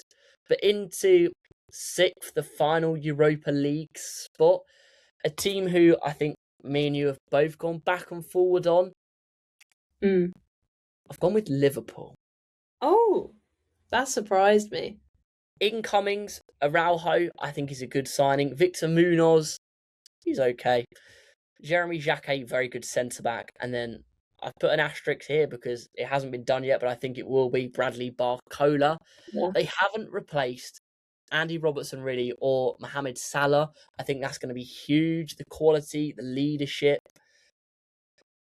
I think that's going to be a big, big loss for them. Konate's gone as well, but I've never rated him. I think I've told you that a few times. I just don't get the hype with him. Key players, Alisson, good goalkeeper. Van Dijk was good last season, but you could see that drop off from him. Wirtz, I think, will have a big season under Iraola. Dominic Szoboszlai, Gravenberg, Isak will have a much better season. He has to, surely. Ekitike when he's back next year, and I think Rio and Gamoa will have a good season. Iraola, very good manager, but I think they're still going to be shaking off the shackles of Slot, and it'll be a bit more of a transition season, and they'll just miss out on Champions League football. But yeah, there's something about Liverpool that just isn't quite there yet for me. Yeah, I understand that. I actually went though with a team that you've obviously put higher than this. In 6th, I've gone with Tottenham. Yeah. Just missing out on Champions League. I just don't know how. It's a big transition, isn't it, from literally finishing just above the relegation zone to then predicting them to come in the top 5. Obviously, the Roberto De Zerbi factor means people are going to think it's going to be a really exciting proposition for Tottenham, and the signings they've made, they've gone out and spent money like I don't think they really have before. Perhaps that's to do with Daniel Levy leaving. But it just seems like Tottenham are now giving Roberto De Zerbi sort of the players that he wants and the license that he needs. So it's really exciting, but I don't know. I just couldn't do it in myself to put them higher. A lot depends on luck as well. I do feel like former Tottenham managers have struggled with injuries. Obviously, Thomas Frank had a really injury-hit season. But yeah, I think hopefully they can now gain some stability under De Zerbi, but I don't think it will go as swimmingly as everyone assumes. I don't know. But yeah, obviously they brought in Andy Robertson, as you mentioned. That was a loss for Liverpool in a way that they haven't really fulfilled. Marcus Senesi as well from from Bournemouth. Tonali for 100 million. That's sort of that spending spree that I'm on about. Mateus Fernandes, who had a breakout season for West Ham, another great midfielder there. Martin Dubravka, goalkeeper, of course, from Newcastle. And then Jean-Paul Van Hecke, who we mentioned from Brighton, who, you'd say, I think, played his best football under De Zerbi. So to be reunited is a really exciting prospect. But yeah, I just think their midfield is so strong. That's probably the most exciting part, I think, for Tottenham. The striker department is maybe why I've put them slightly lower. Richarlison, Dominic Solanke. Obviously, Solanke had injuries, I believe, last season. Neither really actually are consistently fit. So I think that's a worry. But yeah, I don't know. And obviously, Javi Simmons as well, who impressed under De Zerbi before suffering an ACL injury. Late on, he's unlikely to be available for a while, I believe. So again, that leaves us a little bit of a hole in that attacking forward line. So for me, I've just put them slightly out. Takes time to adapt to De Zerbi, but obviously he's a top manager. Yeah, I think in terms of the adaptation, I think him being there at the end of last season massively helps. Yeah. The injuries, of course, that's going to be a concern, but one game a week again, I think they'll be completely fine with what they have up front. But again, I'll come on to my Tottenham thoughts a little bit later. But I believe we're into 5th now. Probably a Champions League spot, usually how it goes. Who have you gone with in 5th? I've gone with Manchester United. So you'd put them in 9th, right? No. Yeah, 9th. My mind. But yeah, I've put them in 5th. I just think, obviously, they finished 3rd last season, which I thought was really impressive, but they didn't have Champions League football. As you say, if they go far in Champions League, maybe it'll hinder them in the Premier League. I don't see them going far in the Champions League, though. I feel like they haven't been in it for 3 seasons now. So I don't know. But obviously they brought in those midfield replacements, reinforcements, if you like. Andre Santos, Yuri Tielemans. I think both are actually great. And you talk about, do they have the tenacity in the legs there? I think Andre Santos, from what I've seen, obviously I haven't watched him too much, seems like a strong option. Yuri Tielemans, the quality he had at Villa, I think that's a significant loss for them. A massive gain for the Red Devils. Bruno Fernandes was obviously player of the season last season. My question always with him, though, because he is Mr. Reliable for them, is how long he can keep that going. If he has another season like he did last season, I think that's why I've put them higher than you. The forward line is an interesting one for me. again, I don't watch Manchester United a lot, but Benjamin Sesko, Mateus Cunha, Brian and Wemo, that sort of pressure on them now to deliver. Yeah. All of them got double figures last season, but I don't know, there's something about them, not that they don't have the quality, it's just a little question mark in my mind. But yeah, I've still put them fifth. I've gone quite high. And I know that Joshua Zirkzee and Marcus Rashford have been linked with moves away. But obviously Marcus Rashford has only just rejoined. So I don't know what's going to happen in those last few weeks. But it seems like their futures are unresolved. But it seems like Carrick has a big squad to utilise. It's going to be interesting to see, obviously, Amad Diallo as well. Shea Lacey's sort of emergence as a young talent from the academy. And then they've signed another youngster from Tottenham, I believe, in, I'm going to pronounce his first name wrong, Tynan Thompson. So there's more competition and sort of that, as I say, squad depth on the flanks. Centre backs as well, another question mark for me. I know De Ligt is out, but when he comes back, they'll have like different options. But at the moment, Maguire, Martinez, Euro doesn't fill me with entire confidence. But yeah, I've gone with fifth, which is probably quite high actually, I think, for United. I mean, I can see that United are a team that could go either way, I think. I'm just looking at the games they're going to have. Yeah. I could see them finishing in the Champions League spot. It just really depends. But for me, in fifth, I've gone with a team who I don't think have peaked yet. Ooh. I've gone with Aston Villa. Oh, okay, that makes sense. That makes more sense. I'm going to start with their departures. Lucas Digne, Donyell Marlon, Yuri Tielemans, Morgan Rogers. They have replaced Lucas Digne with Ruggieri from Atletico Madrid. An upgrade, in my opinion. They've replaced Tielemans with João Gomez, who was fantastic for Wolves, even though they went down, and has been brilliant in pre-season.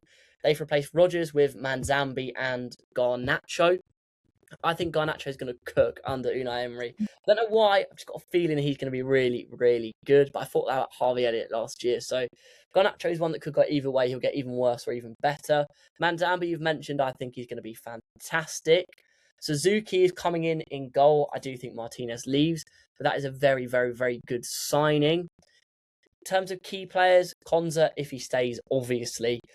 Obviously, John McGinn, Boubacar Kamara and Amadou Onana if they stay fit and when Onana comes back. Ollie Watkins is an interesting one. I think he gets replaced in this team very, very, very soon by Brian Maggio, who you did not mention. He's out with an injury at the moment, but he looked very good against PSG. Yeah. Almost a Haaland-type striker. I like his game. I think decent pace on him, very strong, good finish. And also George Hemmings, who started in that Super Cup, looked very good on the wing as well. They may get a couple more in as well. So I think Villa are going to have a very, very, very good season. And I wouldn't be surprised to see them do decently well in the Champions League. But Villa, I like them. I think they're going to do well. And I think Brian Maggio won't be a Villa player for very long. Yeah, maybe not. Fourth now, right? Into the top four. Who have you gone with in fourth?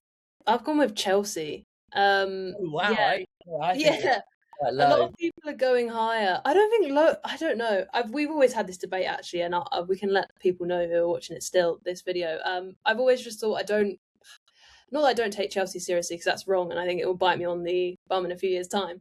But I don't know. I just don't see them as a title-winning side yet. A lot of people have pipped them to potentially, like, if Chelsea are serious this season, people are saying they can win it. But I don't know. I mean, they've managed to bring in the players that they need to make them less of a young squad. Because that was always my concern. Like, how are you going to win a title when I didn't necessarily agree with their project? But they've obviously managed to bring in Danny Welbeck and Jordan Henderson, who seem to be these strong heads. But again, it still just makes me question like what they're doing. Obviously both have quality, so maybe I'm completely wrong and they'll be great for them on and off pitch. But yeah, it just seemed odd to me. But yeah, they obviously signed, as we mentioned earlier, from Crystal Palace, Lacroix, Morgan Rogers as well from Aston Villa, who was linked with Arsenal. That's a big move that he chose Chelsea. Yeah, it was interesting. And the signing of Marco Palestra, who's a wing back, so it seems that Alonso can use a back four and a back three. He wants to be versatile and have that wing back option. And obviously, we've mentioned Alonso. I think that's a great appointment for them. Again, at the same time that Liverpool could have potentially got him. So another big move. People are committing to Chelsea. So yeah, and obviously they've managed to replace Marc Cucurella, who's now gone to Real Madrid. They brought in Pep Chavaria from Rayo Rayo Vallecano. God, I'm losing my pronunciations as we continue in this video. But I think the biggest anomaly or the biggest interesting thing for me is Cole Palmer. Obviously, a lot of the time Chelsea's form has coincided with Cole Palmer's own form, and he has struggled to keep fit. Last season was really difficult. You can't deny the quality he has. I think he's just unlucky with the amount of game time that he manages to play because of injuries. Him and Rodgers, I think, will be a good link up. Yeah. And obviously they've got João Pedro. So I think with Cole Palmer having the summer off, it'll be exciting for him to be back in this team. And yeah, I also think the biggest point to make as well is with Alonso, he develops young players. So I think it's going to be really interesting to see with these younger players what he can do. So yeah, I've gone with fourth. I just think it's a little bit early to be going with more. And as I say, their project is one which a lot of people love. I sort of question it at times. But also, last thing, keeping Enzo Fernandez, also key. Believe Yes. he's not going to move on now. They had that Friday deadline. I don't think City would pay 120 mil. I don't think Chelsea will let him go for less. No. Not sure what you think on that. I was speaking to some people yesterday. A lot of them still do think that City come in. Interesting. We could, but I just don't think that we're going to pay 120. Like reports have been since the deadline that we're interested, but we don't want to pay more than, I don't know what it was, let's say 80 million. So he won't go, I don't think, this summer. Crazy when you're paying 120 for Elliot Anderson that you don't want to pay that for Enzo Fernandez, who in my opinion is the best player. I'm just pleased. Yeah, I mean, we'll come on to City, I'm sure, later, but I'm just pleased because of Enzo Fernandez's temperament. As a City fan, I would never have wanted him to be in our club, no matter the quality he has. But I think his quality is good for Chelsea, and I think a lot of fans like him. A lot of fans don't like him actually at Chelsea as the captain. But either way, I think it's key for him to stay, and that's why I've put them fourth. Yeah, there is one player who you haven't mentioned for Chelsea, who I'm going to save for in a bit when I talk about mine. But Nice. do not think this Chelsea project is sort of tidying up a little bit. Alonso, incredible manager, and I read yesterday that Todd Bowley and one of the others, I can't remember his name, are selling their stakes. Okay. They're going. Yeah. So does that not help them out a lot and make it a bit more relaxed, a bit calmer? Not so much as I'm going to use the word circus because it kind of has been, but I think this is the season where we see Chelsea back to being Chelsea, and you'll see where I put them. But for my fourth, I've gone with a team who I think my third and fourth are interchangeable. It really depends. I'm going to err on the side of caution, and I'm going to go with Tottenham. Okay. Derby, incredible manager, the best Brighton have ever had. In terms of ins, Martin Dubravka, homegrown quota, whatever. Andy Robertson, very good left back, will play loads of minutes, good experience, leader. Marcos Senesi, we've mentioned him. Van Hecker, basically called called De Zerbi his father, and De Zerbi Van Heck his son, so that's a match made in heaven. Mateus Fernandes and Sandro Tonali in midfield with James Maddison is arguably the best midfield trio in the league. It's just incredible. It's so well balanced, and I think they're all going to have a good season. Out Luka Vuskovic, I think it's a big loss for them because a young player who has potential to be incredible, and I think he could have played this season. Christian Romero is a loss, but isn't a loss. It's a difficult one. He's a very, very good player, but he's gone to Atletico Madrid, which I think he suits.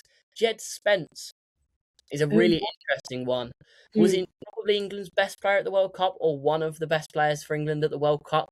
Was pretty good for Tottenham. I think that's kind of a loss, but Pedro Porro's going to have a good season. Vicario's going to go. Dragason's gone. They've got rid of some dead wood. Will Lancashire, I think, is a big loss. It's going to be very good for Middlesbrough. Good young player who I think they could have used this season. João Paulinho, probably disappointed they didn't get him back permanently. But key players, you mentioned Xavi Simons when he's back. James Maddison, this is the big season for him. Mateus Tell as well. Archie Gray, Kudos, Porro, Kinski in goal. I think he's going to be very, very, very good, despite his complete disaster against Atletico Madrid last season. And then Mickey van der Ven. Van der Ven, Van Heck centre-back pairing, good. Kinski behind them. Porro at right back. Robertson probably at left back. Tonali, Fernandez, Maddison. Up front, I think they'll be fine, only having that one game a week. Richarlison and Solanke can handle that, manage that. But I do think they get another winger in. Matoma's been mentioned a few times. Obviously, Savinho, whatever the what's happening with him. We don't really know. Kudos, Kulusevski will be back. So I think Tottenham will get Champions League football and push on with De Zerbi. Nice. Yeah, you seem really confident. There are strong reasons there. As I say, I just sort of err on the side of caution with Tottenham. But still, third and fifth. Do you say third? Yeah, third and fifth, still tight. Yeah, third to fourth are interchangeable for me, but Tottenham will finish fourth. But I'm always confident with Tottenham. This is the problem. I always think, I said last year Tottenham will finish third, I think, and they finished 17th. Oh, yeah. But Yeah, with this team, the money they've spent, they're very good signings as well. They haven't just spent money on nothing. They spent money on very good players, which they needed. But into third now, I will start, and then I'll let you go on yours and probably talk a little bit more in a minute. But third, I think they're going to have a drop-off. They're not going to be a huge drop-off like some people think, 5th, 6th. I think someone said 20th because of certain reasons that I don't think it's going to happen. But in third, I've gone with Manchester City. I think you can be in the title race, but I don't think you'll end the season in the title race, and I don't think you'll win the league. In terms of incomings, Rulli, or Geronimo Rulli, what a fantastic name, as a backup goalkeeper, very good. Jeremy Monga, is he going to be in the first team? Is he going to be more in the academy? I don't really know, but I think he's a good wing option. Matthias de Torbet has gone out on loan, but I don't really know much about him. And then Elliot Anderson, obviously a massive signing. Out, you've lost a lot of experience. John Stones, Bernardo Silva, Nathan Ake, Manuel Akanji, Rodri, James Trafford's gone as well, who I've said I prefer to Donnarumma, and Donnarumma looked pretty shaky in pre-season. Savio could go. Key players, maybe you'll disagree. Kusanov, I've changed my opinion on him a lot. I think he's come on leaps and bounds since his first games. Mark Gahey's an interesting one. 50-50 on him. Gvardiol, Cherky, Doku, you love Doku. I think he's great as well. O'Reilly, Mateus Nunes, Semenyo, and Erling Haaland. I've seen a lot of talk about Haaland from pre-season and in the Community Shield, but Haaland is Haaland. He's going to score 25 Premier League goals. Yeah, I just think Maresca, naturally there's going to be a drop-off from Pep Guardiola. It's only going to happen. I could see you finishing a lot lower, but I could see you finishing at second, maybe even winning the league, but I'm going to go in the middle and I'm going to go third. I just think naturally there's going to be a drop-off, and losing Rodri is massive. Of course, there's still time for more signings, but as it stands, there's two teams who are better, in my opinion. Yeah, that's fair. I appreciate it, actually, because last season I think you put us 5th or 6th, and that hurt. And we managed to, after, not a great season at all. Signing Semenyo and Gahey massive around your season, I think, but third, I think respectable third with a lot of changes. The interesting thing though was we wouldn't have signed Gahey without the injury to Guardiola. So like you say, you can never foresee what happens at the time. But yeah, third, I understand. I've gone with Liverpool for my third. Yeah. Again, I don't know if it's just too much blind faith in the team to put them quite high. I don't think they've got the squad depth to finish like any higher than third, because I was toying with second, and but I'm like, I still think there's too many, as you've already discussed, sort of questions over their squad.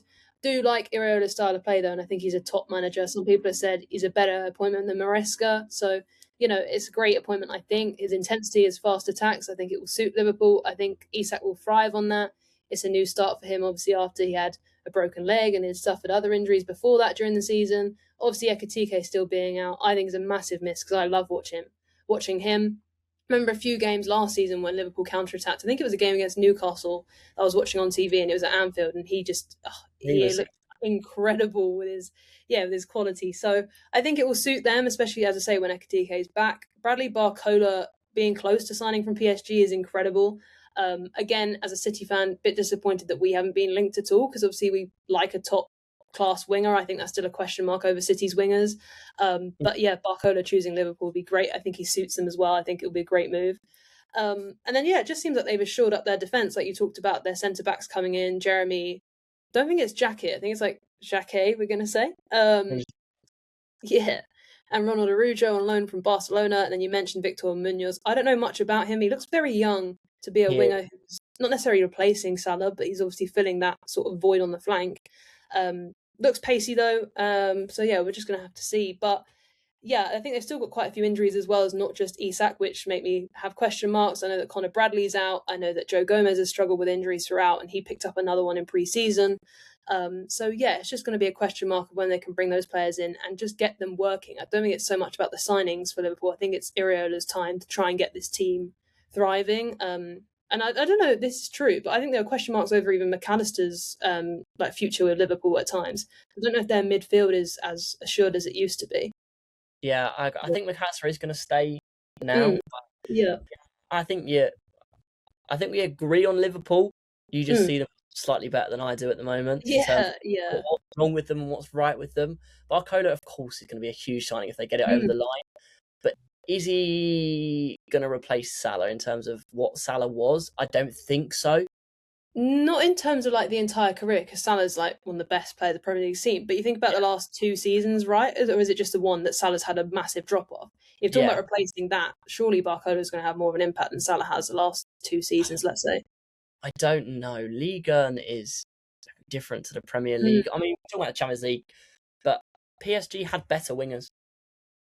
I like Barcola. I think he's going to do well, but it's a difficult one. I'm 50-50 on Barcola, but I can see Liverpool finishing third, but I could also see them finishing a bit lower, as I said. But agreed, into second, I'm considering changing what I've said here.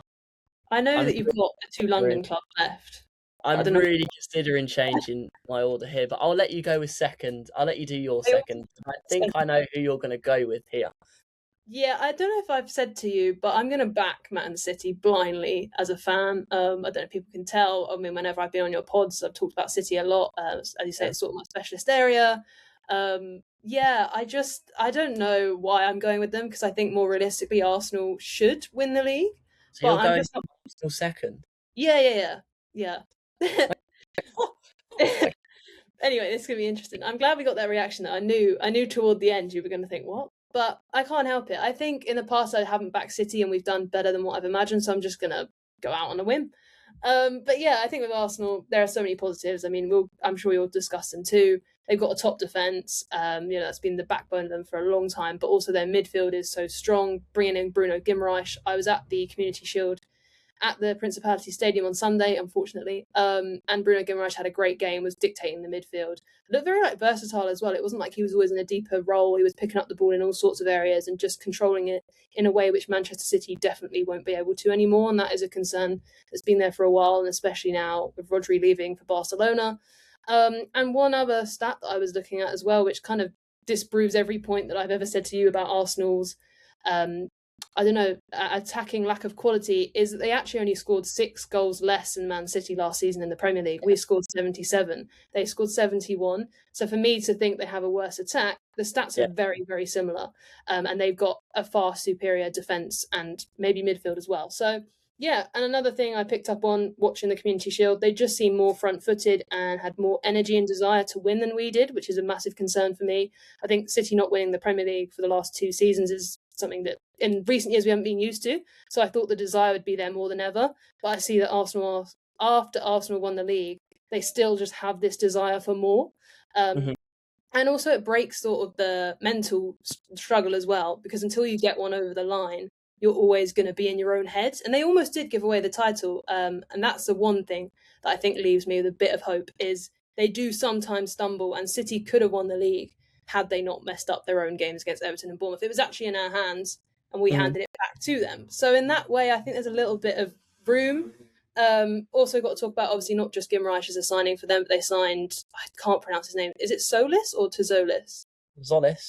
Zolis, we'll go with that. From Club Bruges, he got the 2 assists for 2 of the goals against City in the Community Shield final. He looks, like a really good addition for them. Obviously, they've lost Trossard, and I think they might be losing Martinelli as well. Those are 2 players that can sometimes just pop up and be frustrating as an opponent of Arsenal, so that kind of weakens them. But as we say, Zolis looks really good early days. David Raya made some key saves, because City did create a lot of opportunities against Arsenal. He's always a difference maker, arguably their player of the season last season. So yeah, I think they're really strong, and they've only further strengthened, especially if they are to get in Ezri Konsa, for example. My only questions over them, though, are Rice and Saka if they were to get injured. Saka didn't particularly have a good season, I don't think, last season, but he's still seen as one of their main threats. Rice in the midfield as well. That's my only thing I'm holding on to. I don't know what you think about them. It doesn't matter, because then you've got Bruno, a good step back there, step forward. Marino. That midfield, Odegaard, Rice, Bruno, is just insane. They can all rotate playing each other's positions. Marino, as you mentioned. Yeah. What I think is interesting here, this is the most you've ever bigged up Arsenal and spoke positive about Arsenal, but you're putting them second. Yeah, as I say, it's definitely the bias. I'm not going off of what should happen on paper because, I mean, last season, think about it, everyone predicted Liverpool because of the signings they'd made, because they'd won the title with Slot. We all put Liverpool first. I'm pretty sure both of us did anyway. Yes. It didn't happen. I'm not saying that won't happen with Arsenal, but I'm just saying as much as I can big them up, I just still am not entirely convinced by the way that they were last season. They've got a top defence. But I just don't know if scoring a few goals and always getting clean sheets is the way that can be sustainable. That's my only sort of question. Okay. But we'll see. Yeah. My second? Yeah. I'm going to go against what I've written down here. Okay. In second, I've gone with a team who I think are going to win the Champions League. Okay. And focus on the Champions League rather than the league. In second will be, obviously, Arsenal. Oh, you've gone with Arsenal as well? I'm going to change my mind. Okay. I think they're going to go for the Champions League. I don't blame them. And that will see them slip a little bit at times, and they'll finish second. Zolis is going to be huge. I think he's on a run of 19 games with the goal contribution, which is just ridiculous. Bruno Gamars, we've mentioned in the midfield, ridiculous signing. Yeah. Keeping Hincapié permanently very good. They've lost Norgard's experience. They've lost Kiwior, but that doesn't matter. Losing Trossard, I think, is quite big. He's a player, as you mentioned, that can kind of pop up, and he got them over the line at points last season. But Zolis replacing him, I think that's pretty good. The squad is just incredible. I put key players, the entire squad. I don't see a weakness, really. I think Havertz and Gyökeres are up front together. Rotating is fine. Martinelli and Jesus might leave. I do think they get another player through the door. Maybe another two. But yeah, I see them going for the Champions League and slipping up on the league title. But I wouldn't be surprised to see them win everything. The squad is just so good. Even without Saliba, you got Mosquera, Ben White, Timber when he's back, Gabriel, Calafiori. It's just, yeah. And my 1 and 2 generally are interchangeable. I don't know. I really don't know. But I'm going to go bold, and I'm going to go with Arsenal to finish second. But the mental thing you said, if they've won the league now, they've got that out of the way. They won't be nervous about that. Could be a big factor in it. But I'll be rogue and go with Arsenal second like you did. I was going to say as well, when you mentioned like the whole team is important for Arsenal, it's a really good point because people were saying City in the Community Shield final looked like a group of individuals trying to play football, and we did. There was no like cohesion, no teamwork. I think when you describe Arsenal are a team. I've said I have questions over the way they play or whatever, but you can't deny that they're a very well-worked team and they've been on this project for a long time. Yeah. So I just think, that's a strong quality of theirs. So I'm not surprised you said the whole team, because it is that team morale that they have. Yeah. I mean, I really don't know. Now I'm thinking maybe I'll switch them back to winning the league. I'll keep them second. It's the hardest one because obviously you know who I've got left. Between these two, I just don't know. But your league winner is obviously Manchester City. Talk to me about it. Why? I understand why you're going to back yourself, but I have concerns, as I've mentioned. Oh yeah. I mean, I've wrote down a lot. There's no surprise that I love talking about City, but yeah, I think it's blind faith. Firstly, to put them first. Although maybe like I'm squinting rather than completely blind, because I do think there are slight reasons to believe in City, just like slightly, as I say, squinting. But no, in pre-season, I didn't get to watch too many of the games. I watched the highlights and was listening to different podcasts and stuff. But it seems like we were playing with a lot more pace, sort of a different style under Enzo Maresca. It's still very much we want possession, but we like to allow the forwards fully to flourish. It's not about fullbacks advancing high and taking up those positions. It's purely wide play. Players drive, like Semenyo, like Doku, which they'll thrive off of, get to the byline and supply Haaland, which is music to, I think, a lot of City fans' ears, because the biggest concern is Erling not getting the service. And when he does, as you mentioned, he was top goal scorer last season, and he's inevitable he's going to get around 20 goals a season, which is insane, even when you've got questions around the team. So I like the way that we were playing there. Reinders as well actually looked really good in pre-season, which is such a shame that he's now moved on, because I actually thought one season, yes, he looked not like he was having the right impact, but he was getting in the right areas, running through the midfield, especially, as I say, in those early pre-season games. So he was showing signs of quality. It's just, again, the end product. When he got into those areas, he wasn't having his shots on target or wasn't choosing the right pass. But that can come with time. Even Savinho, I hate to say it because I'm not his biggest fan, he looked promising in pre-season, was taking on players, beating them like it was easy. And I do think he's on the edge of joining Spurs, and I do think that gets over the line because he said he wants to go. And we're a club who don't want to keep players that don't want to be here. Same with Rodri, we'd love to keep him. He clearly wanted Barcelona in the end, so that ended up happening. But yeah, I just think it's a shame that as well in the Community Shield, I think take it as a pinch or take the result and the performance with a pinch of salt, because in pre-season we had Aït-Nouri at left back, we had Gonzalez in the midfield, and we had Mamouche as a striker because Haaland had only just come back from his time off. But then Enzo Maresca, very oddly in my eyes, changed everything. Like Arsenal, for example, they brought on their players like Saka, etc., later on in the game, whereas we started with O'Reilly at left back. We had Kovacic in instead of Gonzalez, and we had Haaland up front. It looks strong on paper, but they've only just come back, and that cohesion we saw between Semenyo and Mamouche, where Semenyo assisted Mamouche twice, just wasn't there. So I thought that was an interesting change, and that's why I say it's going to take time. The result and the performance was poor. We looked so slow, lack of creativity, terrible defending for the goals. You mentioned Donnarumma. He has a few times last season been at fault, especially against Arsenal. So yeah, it's been interesting that he's always struggled against them. Just, I guess, the pressure of playing out from the back, and then when opportunities come in for him to prove that he's a great shot stopper, he fumbles them sometimes. But overall, I think he's a strong goalkeeper. I understand why we've prioritised him over Trafford, just the way that we've decided to go. But yeah, so as I say, it's very early days, but it's going to be a lot of unknown quantities. Like Anderson, for example, I thought he had a good World Cup, but then in the Community Shield, he looked a little bit out of his depth, a little bit off the pace. But again, he played a lot of minutes at the World Cup, so it's all ifs, buts, and coconuts at this point. But yeah, I just think Pep as well. Like, I know you mentioned with City, we've lost a lot of big players, but we've also lost Pep. And I feel like his tactical genius and his motivational tactics, they changed so much for us always. Like, halftime team talks would galvanise the team and we'd come out a different side. Mm-hmm. Against Arsenal, for example, in the Carabao Cup, we didn't play as well as Arsenal did in the first half. It was 0-0 at half-time. He changed things, and then we win 2-0, right? That's what he can do at half-time. I didn't see anything from Maresca in that Community Shield. We didn't change our tempo. We didn't change anything tactically, at least from what I saw. So it's going to be a big question over if he can deliver those sorts of talks and those sorts of in-game tactics that we need. Positive-wise, though, sorry, because I'm talking a lot here. Positive-wise, I guess the reason I've still gone with City is because of Doku and Semenyo's development last season. I liked Semenyo when he joined in January. He went on a really strong goal and assist tally for us. Kind of tailed off toward the end of the season, but he's looked good in pre-season. Doku obviously came on leaps and bounds last season and was immense for us. You've also got Makadu, as you mentioned as well, Jeremy Monga. Don't know how much he'll be involved. I think Makadu's more of an option for us if we don't sign someone to replace Savinho. Phil Foden, he looks like he's struggling, but hopefully as the season goes on, he may come back into some sort of form. And as I say, Haaland is Haaland. Like, we have got the best striker, I think, in the Premier League. So those sorts of positive signs. And we do have a lot of centre-backs. I think our defence is stronger than last season.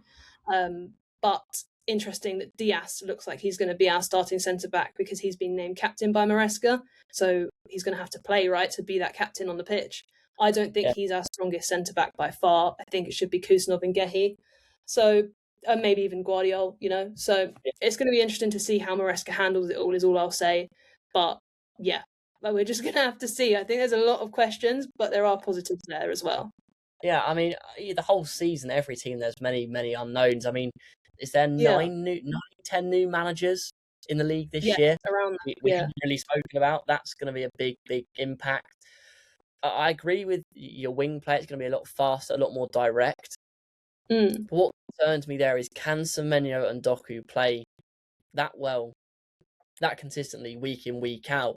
Because apart from those two, if Savinho goes, which I don't think he does. Oh, really? Didn't he say he wants to leave before the pre-season, and now he's actually been part of it? Things might have changed. But apart from those two, do you really have proper, direct, fast wingers? No, This is a which is thing. my issue there. Yeah, yeah, If yeah. 'Cause Phil and Cherky are tens. Like, I'm sorry to yeah, say, but we class them as winger options. I'm like, neither of them thrive on the flank. which Not it just working. won't suit Maresca at all. But Yeah. speaking of Maresca, my league winners for the 26-27 Premier League season are Chelsea. And I've backed Chelsea for a long, long, long time, as you know. We're talking about the incomings, Jordan Henderson, Danny Welbeck. In the dressing room, absolutely huge signings. They needed this. I think they had the most red cards in the league last season. I think it was near or was over a Premier League record. Henderson probably won't play that much, but I do think Welbeck pops up with quite a few goals. Fullbacks, they've brought in Mark Palestra and Pep Chavaria. I have concerns over them. Defensively, are they Premier League standard? I don't know, but as wing backs, I think they'll be fine. You've got Omega who's coming up front. How much does he play? I don't know. You've got probably England's least favourite person in ever right now, Valentin Barco. As much as he's not a very nice person, I'll put it that way. He's a very, very good player. Can play at fullback, can play in midfield, gives them so much depth. You've got Giovanni Quenda, who's coming from Sporting, young winger, fantastic. They paid like 80 million or whatever for him, 50, 60, whatever. Very, very good player. Lacroix and Rogers, we've mentioned, they will both start, will be huge. Lacroix alongside a Colwill is just a very, very good pairing. Rogers alongside Palmer is very good. They've got rid of Garnacho, who just didn't work for them. Chalobah's gone, wasn't going to play too much. Cucurella is a big loss, the best left back in the world, but they have replaced him with Palestra and Shavara. I don't think they're as good, but I don't think it will be too bad. And then Santos has gone. Key players: Colwill, James, Enzo Fernandez, Casado, Palmer, Esteval, and the one that you didn't mention, João Pedro. I think I've mentioned him vaguely, but yeah, probably not enough for the gravitas. Is going to have a season under Alonso, and the depth they have quality everywhere. Their second team could finish in the top 4. Their third team could finish in the top 10. Sanchez in goal. I think he might have an okay season. They've got Mike Penders, who's a good goalkeeper as well, for backup. I just look at this team and I see quality everywhere. And with Arsenal, I think going to focus on the Champions League slightly more after last season. I think Chelsea might pip it. And yeah, I just think they're a fantastic team. And with Bowley looking like he's selling his stake, that might help them out even more. But yeah, Chelsea, I think they're going to get back on top, and Chelsea are just going to be an absolutely unstoppable force over the next few years, especially if their young players develop. As you said, Alonso's very good at that. He's really the perfect manager for them. They've got experience, they've got players at peak, they've got young players all over the pitch. Yeah, again, they could bring in another couple of players. They'll get rid of the dead wood, the Delapse, who's not going to be there. Badiashili's gone. Other players like that are going to go and whatever. So yeah, if James needs to stay fit, I think that's important. But they're very good. They're very, very good. They are, and I would prefer them to win the league than Arsenal. So let's hope that you're correct, or that I am. But yeah, I mean, let us know in the comments your thoughts on our predictions. Interestingly, I think ours are a lot similar than they were last year. I think we agree on a lot of things a lot more than we did last season. A few differences, but on the whole, we agree. Let me know your predictions as well in the comments. I'd love to see what you think. But now for probably a harder part of the video, the last bit, we're going to talk about who we think is going to be the player of the season, top scorer, young player of the season, manager of the season, golden goal, signing of the season, and we'll throw in goal of the season as well. Who's going to score that? But we will start with player of the season, and I will let you start there. Ooh, okay. Bear with the suspense. There we are. Yeah, well, I guess you have to take it. You don't always have to, because Bruno Fernandes won it last year and United didn't win the league. But I think a lot of people expected it to be someone like David Raya. Yeah. So I think you normally go with someone from the winning team, is what I'm trying to say. Because I've gone with Man City, I'm just going to have to keep consistent. Yeah. I put Jeremy Doku. I don't know. But yeah, there you go. I'm just going to leave it at that. Interesting. Yeah. Okay. I agree. I think 99% of the time it goes to a team that's won the league. I actually made this prediction before I changed my mind. Okay. I've gone with João Pedro to be player of the season. Ooh, I nice. think he was good last season in a quite a messy team. Yeah. So having a manager like Alonso, there's going to be a lot more structure. It's going to be a lot better. I think they win the league. He's going to be fantastic, and he's going to get player of the season, which leads me on very nicely to who I think is going to be top goal scorer, João Pedro. Oh, wow. Is going to score loads and get loads of assists as well. I'm going to guess that you've probably gone with a Manchester City player. Top goal scorer. I actually just realised. Oh no, I did write it. Oh yeah, Erling Haaland. Just always seems to be the way. I wouldn't be surprised if it didn't happen. I always think with Erling, like it was close last season with Igor Thiago for a certain amount of time. I just don't know if he can keep doing it, but I'm gonna hope that he can. Yeah, I think he can, but I'm going to back João Pedro. You know, I'm not his biggest fan. No. I've as many times, but I think he's going to have a very, very good season. Young player of the season. This is always a difficult one to predict because theoretically both Haaland and Pedro could also win young player of the season. I really, think it's under 23. I thought. Yeah, Haaland's so like 25 now, 26. I think Pedro. I can't remember what the age is, but Pedro might be in there. But who do you think young player of the season is going to be?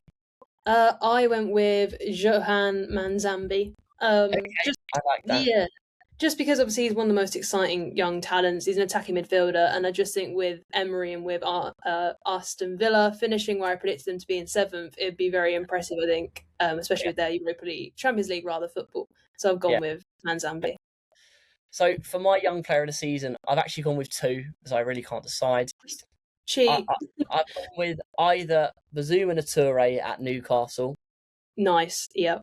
Or I've gone with another Chelsea player. Oh my god. And I've gone with Levi Colwill. Okay. I think he still fits that. He's in that bracket still of age. I think he's going to have a very good season under Alonso. Suits his style. Was insane at Brighton. Obviously got that injury.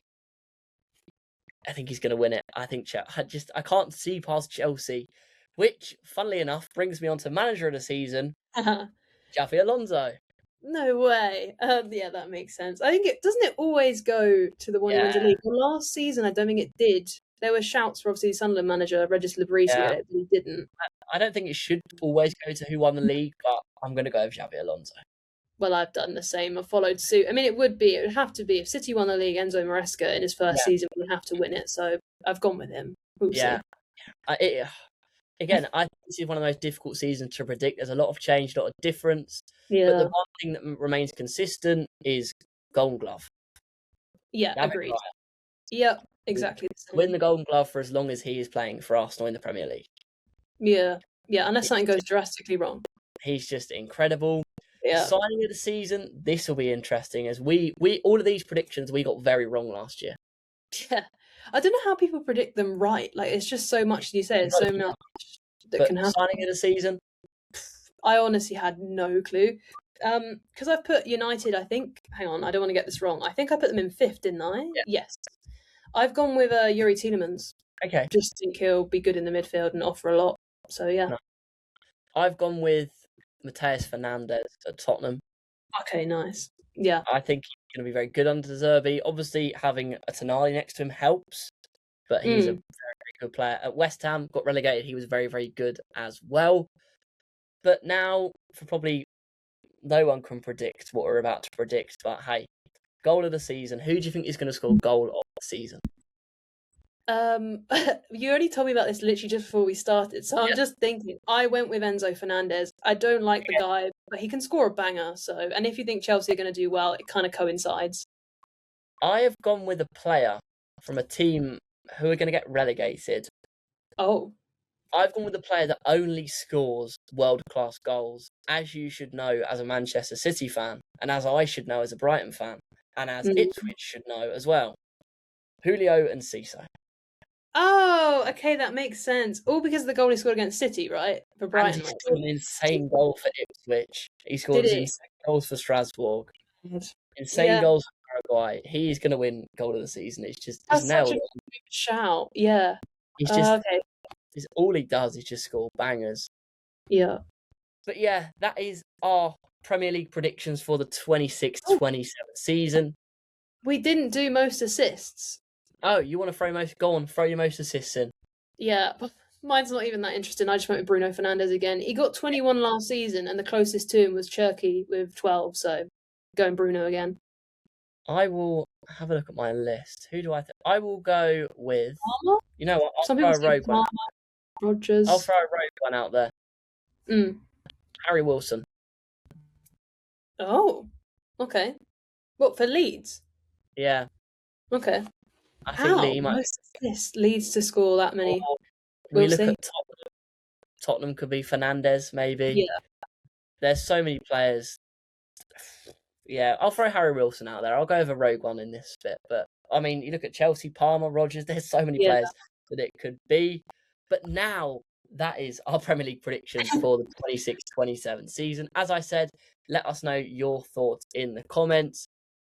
I don't think they're too bad this year. I don't think we'll do as bad as one of us did last year. One of us had an absolute mare, especially with Tottenham. But yeah, that is it for this video. I hope you enjoyed. It's a bit of a long one. We're approaching 2 hours, which is the longest that's been on this channel in a long while. I'm over 300 subscribers now. I really, really want to reach 500 by the end of the year. So if you like the content, make sure to click the subscribe button. Don't forget to like as well. And I will see you very, very soon, probably next week, for another video. You know the outro by now. Do it with me. Adios.